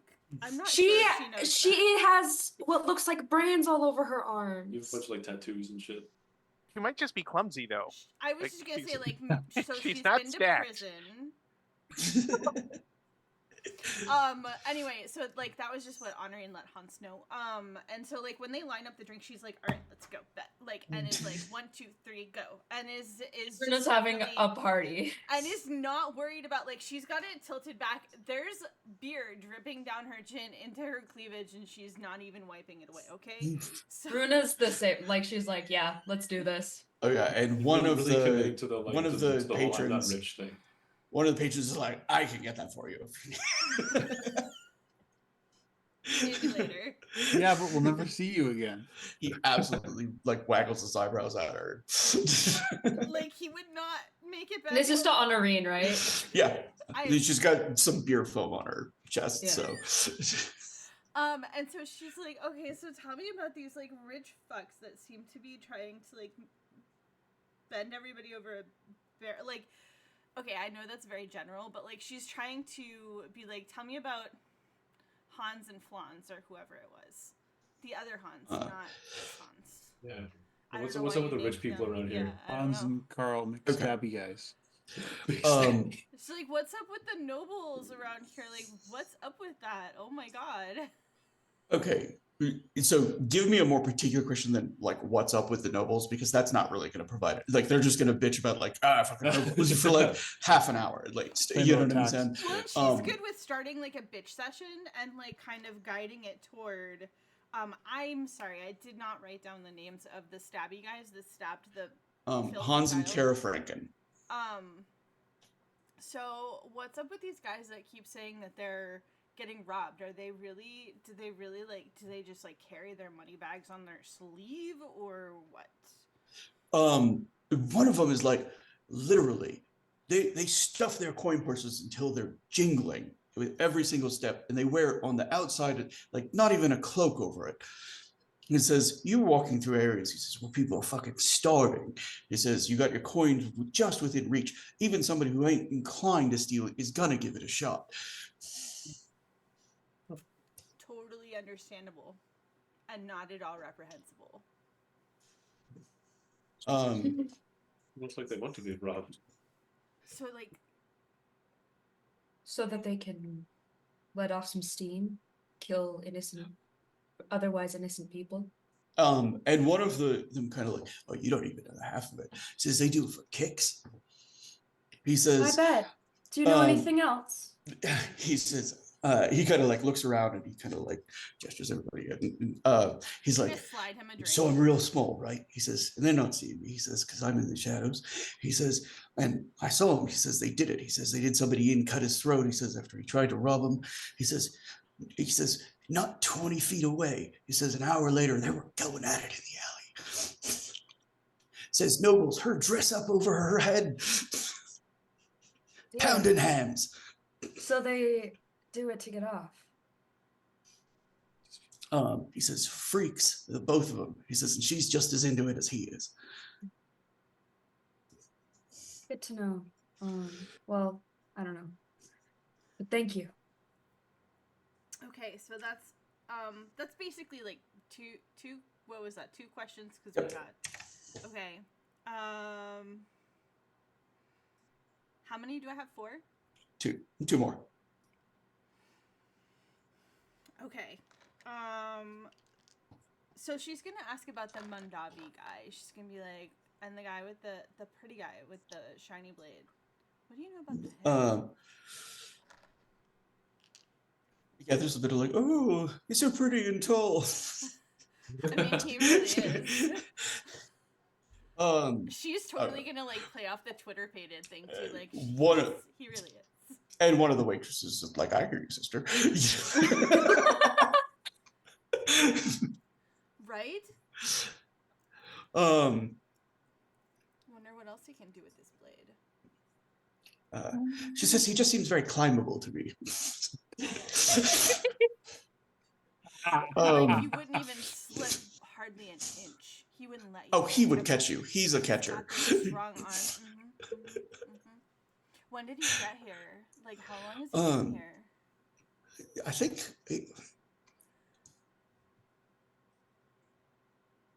she kind of looks thoughtful. She says, I know he knows his way around some bad people in this city. He says the So- kind of people he says you don't necessarily want to get too close to. So maybe I don't want him to catch me? He says, I mean, do you know who the Diedrichs are? Or do you know who Diedrich is? Mm-mm. Do I? I don't Runa believe- does. I do. Yeah, Diedrich was the name that was dropped as the slave holder, or the person running the slave ring in the city. Shit. So she's like shaking her head I- and kind of glancing around, like, I do. oh, What does She says, I'm not saying they're friends. I'm just saying they've been in the same room together. He's a slave owner, it's a slave? Oh, Slave trader. slave trader. oh, I'm personally familiar. oh. Talk to you about And that the woman kind of, she takes a look at the brands, you know, and she says, are you she looks off towards the corner, and you see, like, in the corner of this place there is a little person who is like Vestin, where they have sort of a sacred relationship. Does that make sense? Like, in Vestin culture, uh little people are frequently like the smiths and like the knowledge keepers. So you see like a very grizzled older Western who's off in the corner drinking by himself. Like, he's aware of the festivities, but he didn't join in like the chug. He doesn't have that sort of, you know, it's not the vibe. no. He's here to drink, and he's here to murder anybody who interrupts that. That's the vibe. Very Geralt vibe going on. Yes, I'm also Vestin. um Oh, Runa, it looks like you have a friend. Hmm? Friends. She's gonna bring him a drink.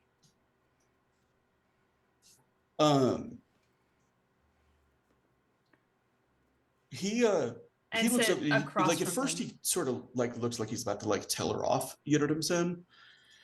And then he pauses. He just kind of like studies her face for a long moment. Oh, right. I forgot about the very specific detail about her. Right, her face. He takes She looks the- exactly like her mom. That's yeah. He takes a drink. Says, "You must be Ingvild's daughter, or passed to Valhalla."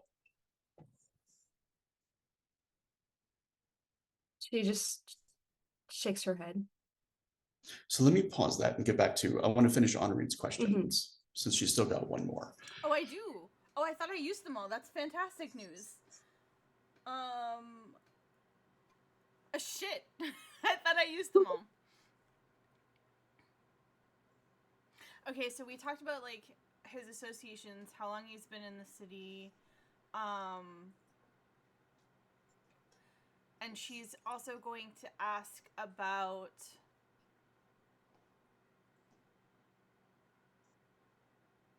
she's gonna ask them if they know well, it's maybe a little bit too far. Tell me if it's a little too far away from the right district, but can she ask if they know where Gerald Gerard lives so that she can find her house?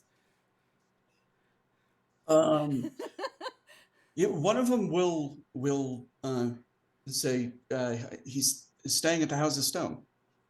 The House of Stone.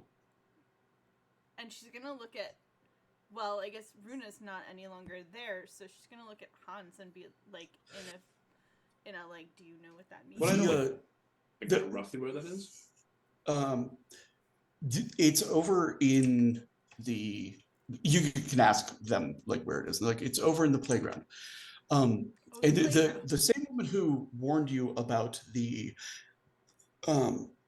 slave trader, but the mention of like the House of Stone, she says, don't stay there after dark. Oh, okay. I mean, you can stay there, just don't wander into the common room after the dark.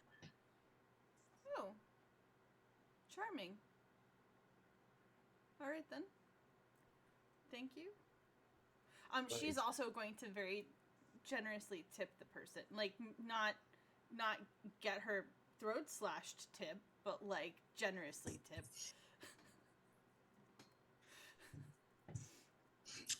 Yeah, and she kind of smiles. She's like, well, if you see that Mondavi, and let him know that if he needs some help in some climbing practice, I'm available. I definitely will. She's like, I'm good with ropes. If he needs any kind of fencing practice, I'll let him know. Okay, so Rosa is outside. I'm just kind of wanting to like flash to everybody a little bit at this point, and then I'm going to get back to Runa because that's going to be a little bit of a thing. So, is she up to anything while she's out there? She just kind of She's more biding. watching, like to make sure like no one else is gonna come over here to, I guess, to start like a fight. So she's more watching their back, even though she knows she can't do anything. Yeah, it's kind of a surprise turn. Honorin, who's very, she can see in through the windows and stuff like that, and she can see that Honorin seems to have managed to like win over the crowd. You know what I'm saying? That was originally pretty hostile during the approach. But now things are calmer. You're in the Stein Hall, which is like one of the stablest places in the entire city. This is where Vasya is the personal captain of each of the different neighborhoods, has a different captain of the guard.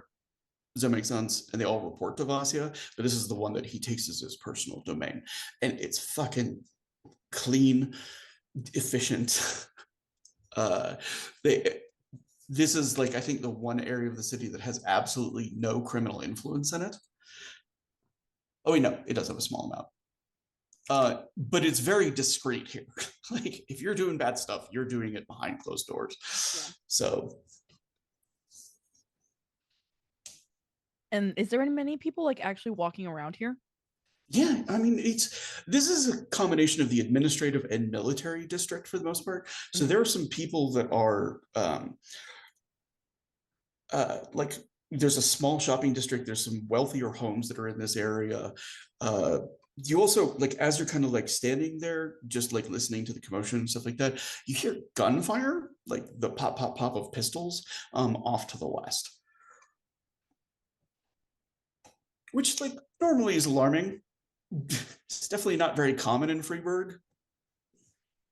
Yeah. Has it been a while since Len left? Yes. Len was going over across the river towards another bar that he knew in the area. Yeah, she'll now go like follow him. Oh, fuck this, they're shooting people, Yeah, it's I'm not playing fireworks or gunshots at the moment. I'm getting out of here. You actually, as you're crossing the bridge over into the playground, you pass the area where you can actually see some more pistols, but what you actually see is there's some floating targets that are in the water, and off of like one part of the edge of Stein Hall, there are people like taking shots at the targets. So I'm gonna go to the follow Len. No, thank you. Okay. So Len, where are you headed in the playground? I'm sure there's at least one bar over there. There are several. There's two types of bars. In case people haven't gotten it, the playground is principally focused around Brotsman's School for Young Nobles, which is just like a finishing school. It's one of the largest buildings in all of Freiburg, and there are like multiple professors and stuff like that who teach the students that are there, and housing for the noble children. Most of the area that supports it is made up of commoners, and they've definitely got some places that they're like, let's get the fuck away from these bratty kids. And that's one of the ones he's going to seek out. He's not looking to hang with the nobility right now. He's got other goals. Let's see.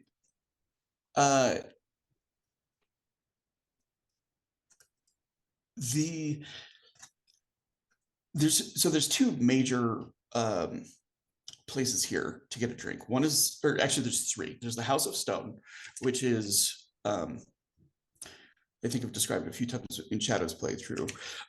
There is the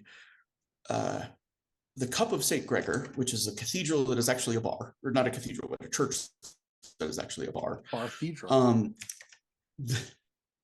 And there is the Young Man's Fancy, which is it is actually designed mostly for those nobles, and by reputation, it is a very, very, very discreet brothel. No, we don't need to go there. Let's go to let's go to the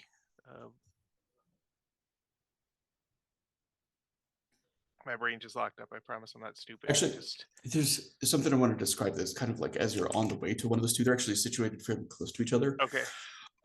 It's fairly late, and so it's a little bit odd to have like a show going on anywhere. Does that make sense? Mm-hmm. But as you pass through one of the areas that is between the orphanage and the school for young nobles, there is a puppet show. And I'm going to describe it particularly because Rosa, I believe, when you were at Upman's house, remembered seeing like colorful socks coming out of the place. It is a sock show, like sock puppets. And so like it's like a fairly large stage with like many different sock puppet characters, and like almost all of the kids in the area gathered around it. Like it's very excited and earnest and stuff like that. But I want you to make a wits roll as you're kind of like getting the subtext of the play that's being put on. Is it Eat the Rich? I support this. 17. You said just straight wits? Mm-hmm. If you have any kind of performer skill or like a noble or political skill, I'll give you that as like an extra die. Or okay. So just 28, however. Okay. The dice favor me. My power is infinite today. And You are Usurin, and you recognize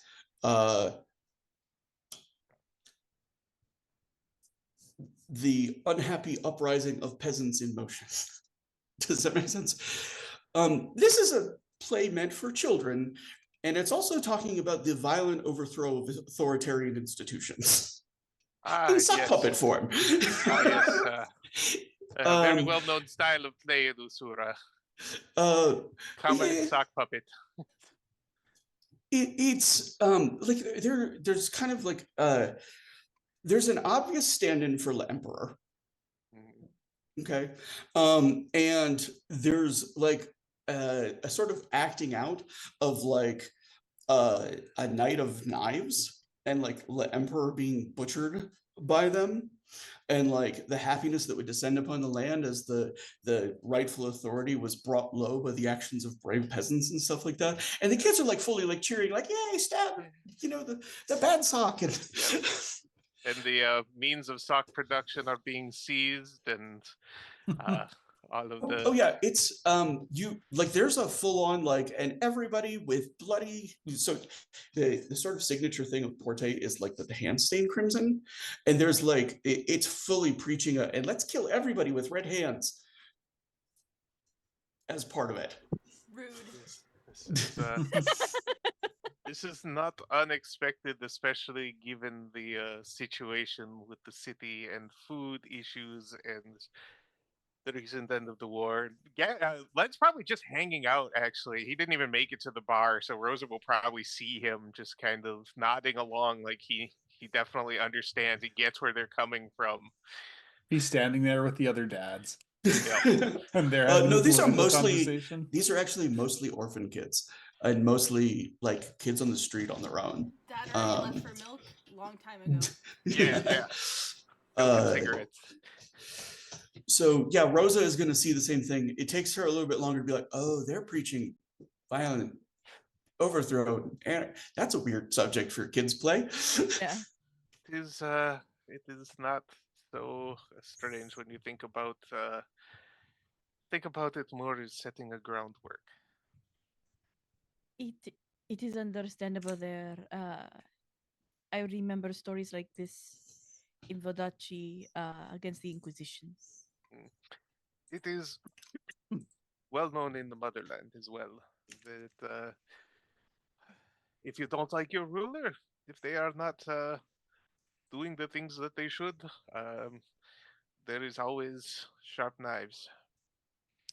I see. So, Okay. here for a drink? The I'm gonna Rosa, it recognizes that those socks that are being used in the sock puppets came from Muppets. Yay! Like they're just really colorful and distinctive, and like the kind of socks that like most people aren't just ordering to like wear. You know what I'm saying? Sure, there's like some colorful folks that do it, but I saw those exact socks come out of Upman's. Oh, well, he is a man of many secrets, but he is kind to cats, so I am inclined to be positive towards him.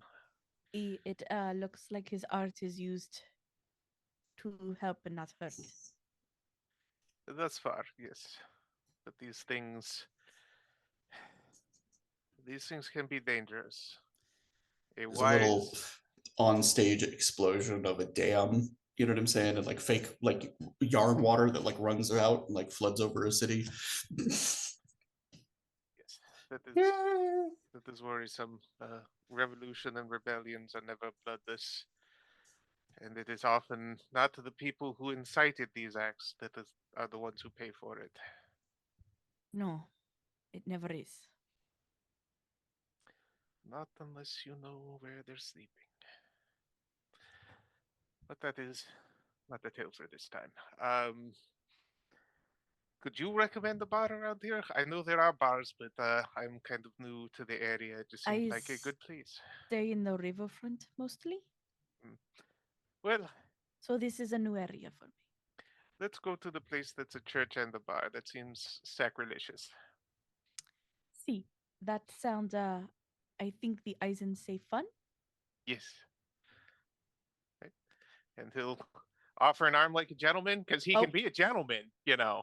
Yeah, she'll Not take directing it. that at anybody, just kind of saying. And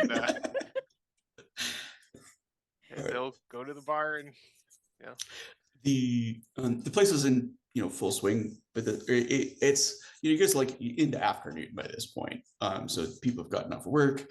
There's plenty of drinking to be had.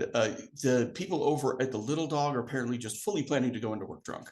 Like some of them are working night shifts and are tying one off before they go to get through the day. So,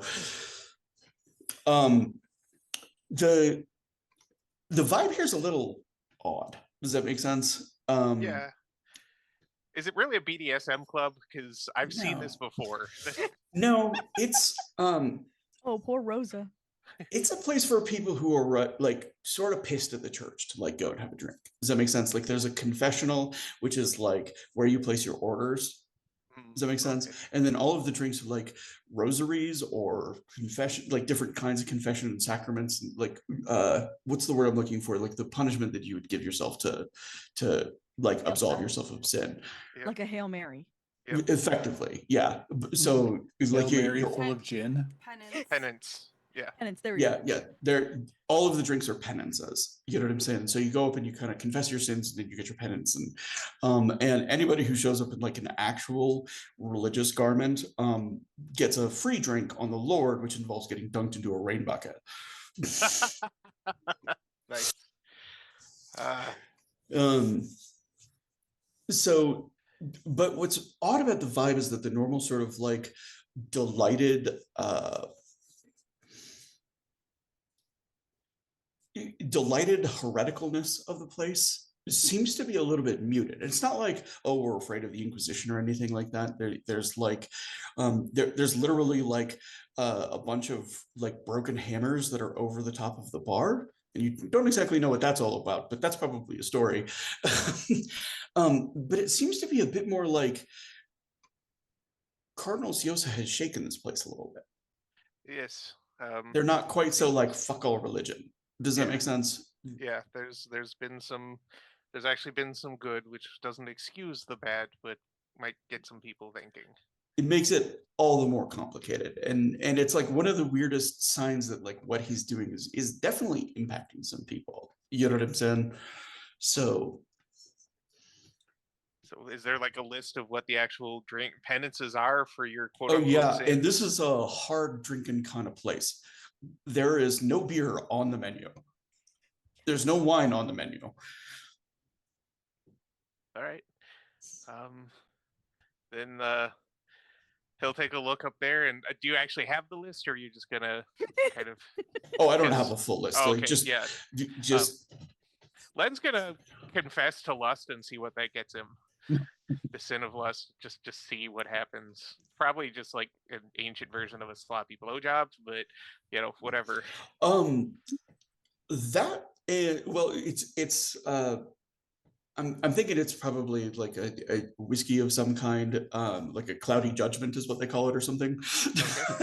Okay. But very shortly after he sits down, like one of the waitresses kind of, it's a subtle signal of like that she's available for more than just waiting. Does that make sense? If he's got the coin to do so. But it's a very like she seems to note that you're with Rosa and maybe be like, he just might have picked one out of the hat. So Yeah. she's subtle about it. And Len gives her a little, I noticed it. I ran with mercenaries for a long time, so I pick up the vibes and I appreciate it, but it really was just kind of a thing. Yeah. And what does Rosa confess to? Yeah, Rose is gonna think it's hilarious and be like, "Yeah, confessing for witchcraft. Let's go." Like, I'm going the most obvious here. This Flaming one comes shot. to you on Flaming fire. shot. Yeah. Yeah. Let's go. Nice. And he'll clink the glass, and then it's not even necessarily that he's looking for information, but he's looking to kind of stir things up on the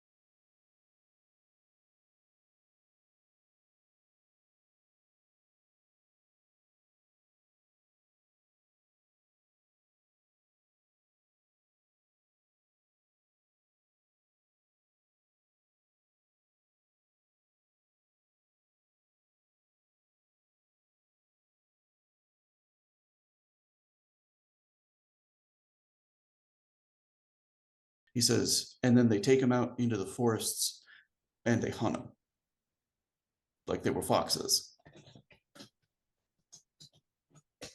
Any particular part of the any like specific hunting ground they always use, or does it move around? I don't know anything about that. He says, but I heard he says the fellow who puts it together is a taxidermist. He says, and he likes to stuff his kills. Oh, If I ain't Gav never could seen write, this. he'd have This is he'd have a all list. this is all rumor. yeah, this is yeah, but All I believe it is said hypothetical. He says, I just, you hear something more than once, you start to wonder if there's some truth to it. indeed, indeed. Gav's about to go all Batman on Freeberg. He's like, that's it. I love that, please. Gavman. Rat man. Ratman. um, All right, well, Somebody get out the rat signal. yep. um, It's actually just there- a big wedge of cheese in the sky. So like in the course of hearing stories over the course of the night, like Mondavi had made mention of like a court of staves. Does that make sense? Of like nobles who look out for each other and stuff like that. And you can definitely hear the sounds of like, you can definitely hear things that point to that, of like nobles attesting before, like there's a judge in the city that people can pay to have a decision made, and it's usually used for resolving business disputes. But sometimes it's just used to sort of exonerate and provide innocence. And there are a number of like nobles who've attested to the character of other nobles. Does that make sense? In a system that's kind of like looking out for each other. But it's not the only sort of organized group like that. There's Gertrude is actually mentioned as sort of part of a group of people who are just respected. Does that make sense? That their longstanding influence and their kindness and stuff like that is a different kind of like court unto itself. Does that make sense? Of people who are working to try to, like, they care about the community. In the same way, Gertrude is giving her, she could charge more for her housing. She doesn't. She gives artists rent breaks by having them paint her a picture, or poets like make a poem. They aren't nobles. Some of them are rich, but they're not noble. There's another name that do you mind if I take your third question? Go for it. Yep. Okay, so one of the people who straddles both of these worlds is somebody that Gav knows, Guy Orwell, the artist. Because Gav is beloved by the nobles because he's a brilliant artist, but he is the sole donator to the orphanage here in the playhouse that houses more orphans than anybody else in the city. And he does it at a loss. He gets nothing out of it. Just because it needs to be done. And so he's got the respect down pat. Does that make sense? So he's somebody who sort of like straddles both those worlds. Okay. Grazie, signore. And then will buy around here or there, just kind of not looking to get too extravagant, but you keep the alcohol flowing, you keep people talking. In wine, there's truth. All right. In So vino veritas. we're getting late into the night. Gav has gotten to Finehearth, into the rat catchers. The dog, traipsing behind Felix, who's walking very stiffly. His hand has been bandaged up. The doctor kind of discreetly, like, I think his hand's gonna be fine. He's just a little kid. He doesn't have the will to hurt himself like that, to make him good. Like that tattoo's probably going to grow out in a couple weeks. Yeah, I mean, it's probably, if anything, it might like resolve to just some lines. You know what I'm saying? For now, it's an unattractive mess. Felix definitely does not have an artistic touch, and even good tattoo artists with tattoo guns struggle to give themselves tattoos. So, but There's also definitely a culture in Freiburg of the sort of prison tattoo idea of like, if you can give it to yourself, it proves you're tough. You know what I'm saying? And so it looks like Felix was leaning hard into that. Yeah. And Gav doesn't like chastise him about it or anything. He's mostly making sure that Felix is okay. I think if anything, he's like giving Felix like rat catching tips, how to catch them live, and how to, if there's an accident, how to make sure Luigi doesn't know. um the yeah, you introduce him to the two, rat catchers. They understand what's going on, you know what I'm saying, of like, because they only have the one bed, and they realize that Gab's kind of giving up his place to stay here in order to make sure that Felix has one. Yeah. um like, look, if you need a place for the night, but we only have the one spare. We've got all your stuff here. You've got a place to move things to. New apprentice for in case I have to leave. We're still going to give you a call if some sewer monsters start. Oh, of course. I would not expect Herr Felix to fight sewer monster by himself. He's tough Eisen man, but start him slow. And they have definitely. This is not their first stray that they've taken in.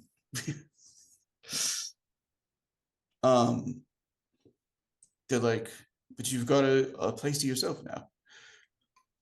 I have several places I can crash for evening if need be. The streets I do not fear them.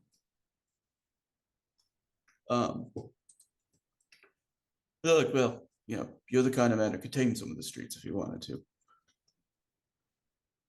People keep saying that. I might have to take them up on it. This is a strange city.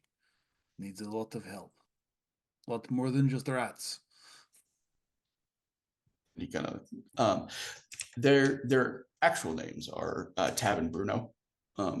Bruno's the one who like loves the rats. Tab is the sort of doing most of the hard work kind of guy. Bruno's like, you don't know half of it. You should see some of the basements we've seen. This weird shit people have gotten up to. Just be careful. You're good people. You do good things here, and the city is starting to get crazy. The people here in Finer Herd, we are less than nothing to this city. We have to stick together.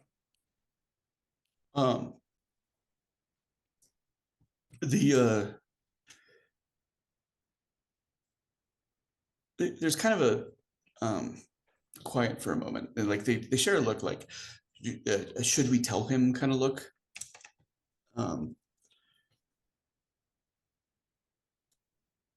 And after a moment, Bruno he says, we got this job the other day. The normal thing, horde of rats, he says, but they're never where you're looking for them. They're always in the next building's over, their storeroom or something.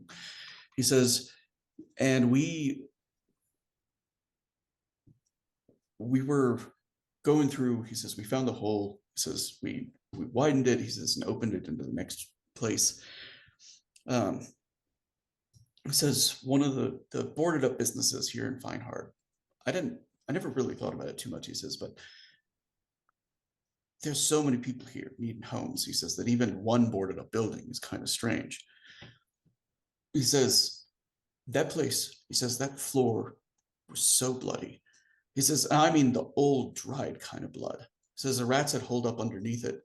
He says, and we found finger bones, we found jewelry, we found all of those little collectibles that people hoard even when they're from the worst part of town. The things that they'll never let go of until their dying breath. He says they'd all fallen through the boards. The rats had turned them into little nests. He says, but if I went by fingerbone count alone, I'd say 60, 70 people must have been killed in that building. He says, and nobody said a thing about it. Even in Feinhardt, he says that many people go missing. Somebody would say something.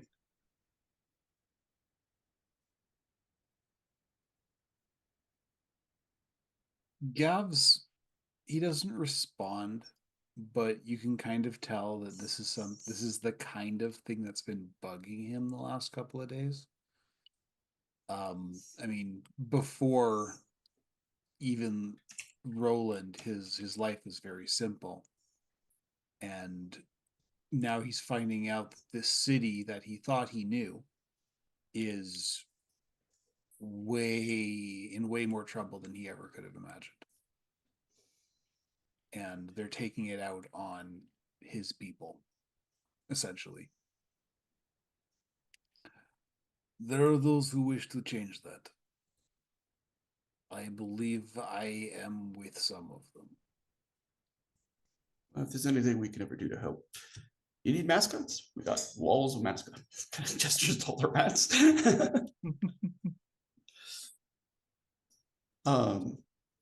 Get the chunkiest one. The chunky rats, especially the neutered chunky rat boys, are just the sweetest cuddle muffins. Name him Lawrence.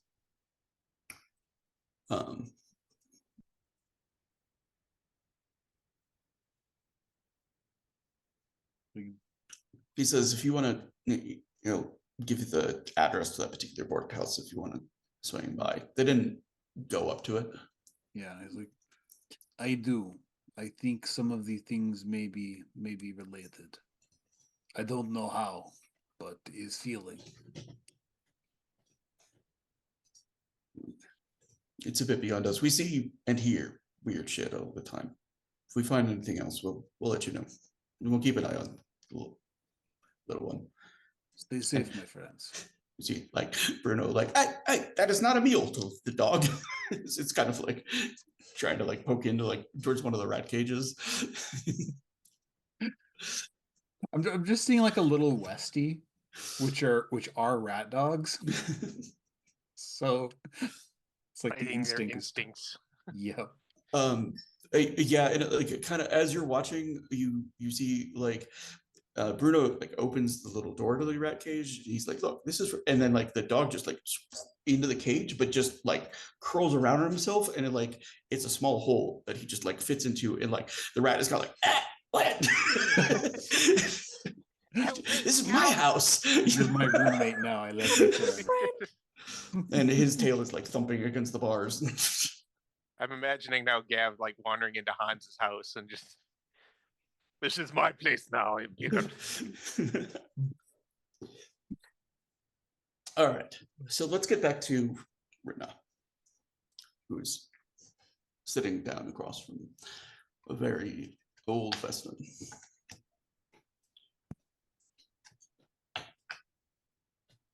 And he looks a little kind of like misty as he's like studying her face. Like it's a world he's long left, long misses. He says, "You here for retribution then?" You could say that.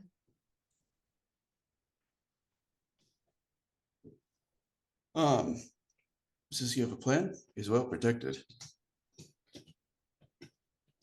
Not necessarily. Sorry, say that again. Not necessarily. He says, well, I know what he did to your crew. He says, if you want my help, just say the word.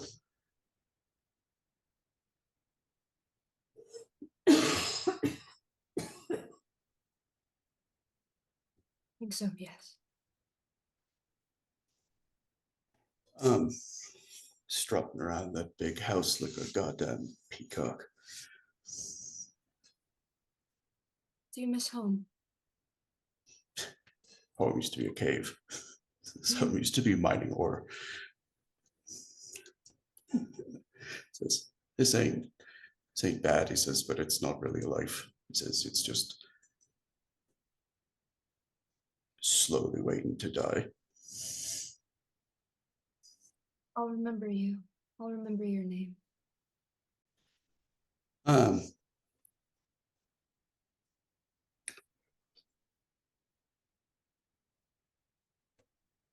He says, the sword your mother wore at her hip.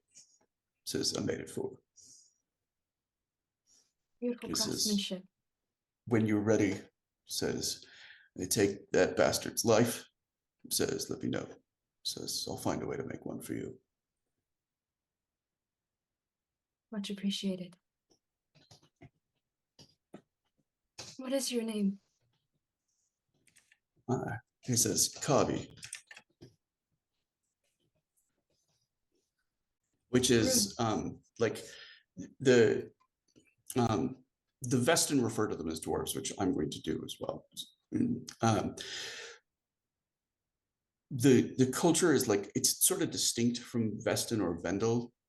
Does that make sense? He's not properly Vestin. They have their own sort of like place within the society that isn't completely part of it. There's no like Jarl that would call them thralls or carls. Does that make sense? They're dwarves and they've got a connection to the Allfather. Yeah.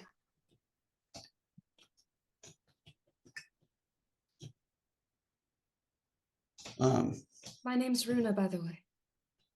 Your name. He says, I knew you when you were little. He says, still in your mother's sling, little.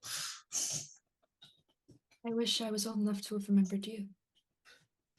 Oh, he says, But it's mostly nice the to finally same, be less meeting. gray, more black. I'd imagine.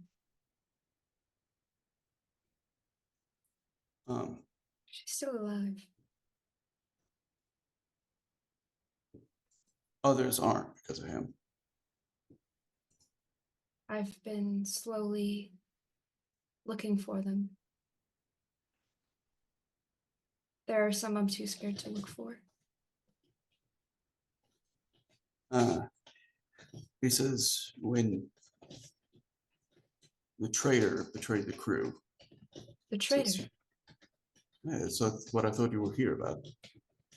Joran. Sorry, this is out of character. Oh! Okay. He says, the rat bastard is here. He says, living off the money he made, turning over the revenge to the Vendel. I know where he is. I do too, he says, but he's got a lot of guards. I had no idea. I'm sorry to be the one to break it to you. I don't remember much after my vision. He kind of takes a deep breath. The next thing I remembered was waking up here. He kind of, to the bartender, it's like two more gestures in front of Runa. And I'd assume we're speaking in... Yeah, in Vestin, I'm assuming. Yeah.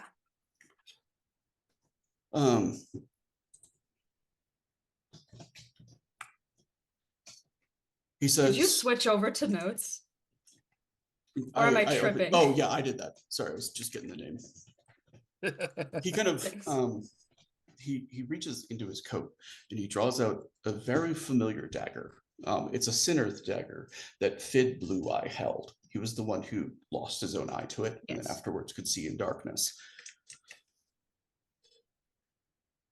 He says, Fid traded me this for a blade. He says, him and Hardlaw. Says they both survived. Says they've broken out of their bondage. Says and gotten all the way back here. So he says to take a run at Joran. They're here. They were. Says 2 years ago. They went after him in that big palace of his.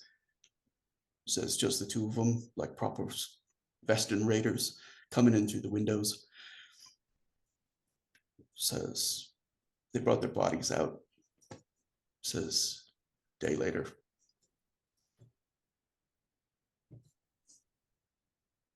And there's a drop in Runa's physique, there's anger and there's grief. But she remains like she's attentive. He kind of slides the dagger across towards her. He was my friend. No, it wasn't. From the start, he was hired by those thieves in Kirk. Says to pretend to be one of you. Says to get on the crew, prove himself, and lead everyone into a trap. The worst circle of hell is for those like him. And he sees, and if the other two are looking over at this conversation at all, Runa's eyes well up with tears. She's just, these are tears of anger. You see, he kind of like, he takes the dagger and he puts the tip into the wood of the table that he sat at. You realize there's a groove run in it, that he's carved the same thing over and over again. You recognize the rune for ruined.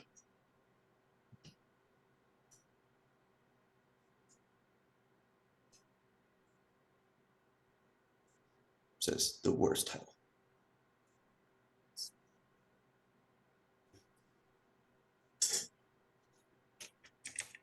Let's go That's fuck where- him up. That's where we will send him.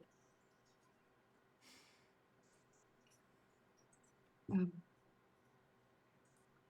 you know of the others? I know Gris is alive, but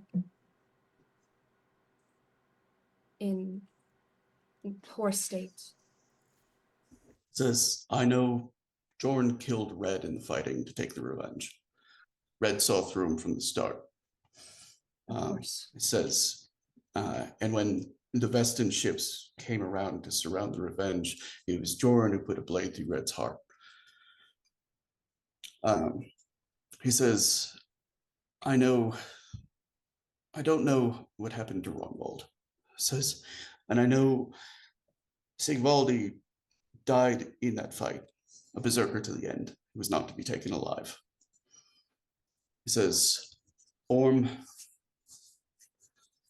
I can't say as to Orm, he says, but he was old then, old to me.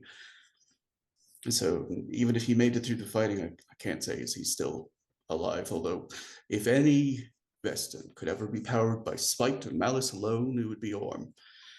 He's been the one I've been much too scared to look into. He says, Lucky, I have no idea where he is. I know he made it through the fighting. He says, and I don't know as to Gris. She is enslaved. It was hard to see her that way. She's a powerful woman. I remember. She's taught me much, as has my mother. It says strength isn't enough here. If strength was enough, hard law and Blue Eye would have made it. It says this is going to take wit. It says sorcery. It says in a heart full of spite.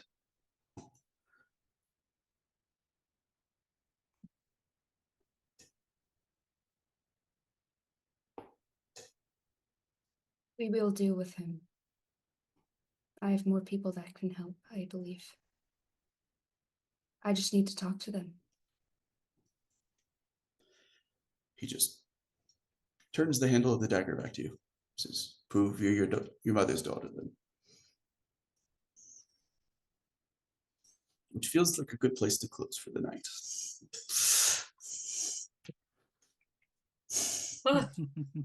Oh! Oh! Damn.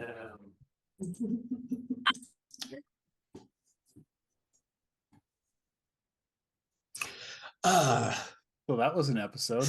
That was. Yeah. Indeed. Woo! Just a couple people out drinking. Just a couple of dudes being guys. So I want to take a moment. Let's do a nomination for, kind of favorite scene of the night. I'm going to give away 2 XPs tonight, so I'll let you decide amongst yourselves who should get them. I was amused by Honoring's thirsting over our Same. I was going honoring. charismatic NPC. It's definitely that was a big one. That's a very He's a funny very one. pretty man. And then probably I would say Runa for the whole And end Runa. thing there. Big reveal. It's like Ooh, the yep, whole That closing was- She scene. floundered over that man. That was pretty kick-ass. Yep. Yeah, I've been holding on to that for 10 episodes. Do we need to give XP to the storyteller? My Yeah. XP is y'all going, what? So- 100%. Does that work for everybody? Have Honorina Runa Yeah. give the Yes. extra bonus experience tonight? I'm not okay. Thank That's you. where you should be right now. Because all of that was a huge gap to her. Mhm. And she Yep. knows where he lives. Yeah, she does. Let's Yep. saddle up. Not honoring Regulators. because she can't throw a punch or anything. She can just yell from the background. But somebody else should saddle up. Well, they could use a hype person, a Yeah. hype noble. Yeah, yeah. Ringing the bell. We can hype them up Yeah. in the background. Yeah. Hit him That's what again. Rose is good at. Get some pom poms.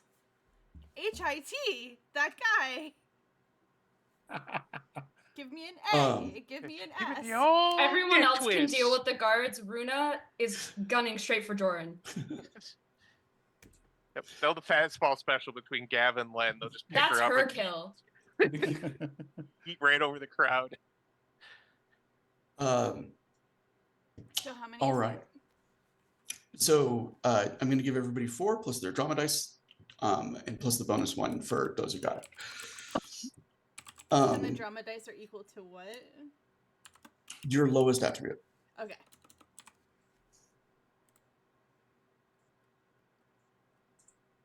Cool. Cool. All right. Do you mean traits instead of Your attributes? lowest trait. Yeah. So if you're 5. So I think for everybody that's 2. I don't think anybody bought the sickening trait thing. So all right. So that should close us out for the night. I'm sure we'll chat for a little bit after this is all over. But I want to thank everybody for coming out and watching. Like and subscribe if you're watching us on YouTube. Even if you're not watching us on YouTube, like and subscribe on YouTube because it helps us out. And there's a saying that we've had at Dirty 20 for quite some time, brought to us by Kevin. It's sort of the motto, I think, of the entire channel, which is that if you can't be kind, be nice. And in the year to come, that might prove to be a challenge, but let's do our best to be the niceness that we would like to see in the world. So thank you everybody for coming out. I had a lot of fun with this session. I'm glad that we kind of got to knock the feet out from under people there at the end. Not okay. I'm shaking. Yay! That's how you know you did a good job. I mean, I feel like that's kind of what we're here to do. So, all right. Well, thank you everybody, and we're gonna close out now. Good night, and we'll see you next Sunday. Good night. Bye. Night, y'all.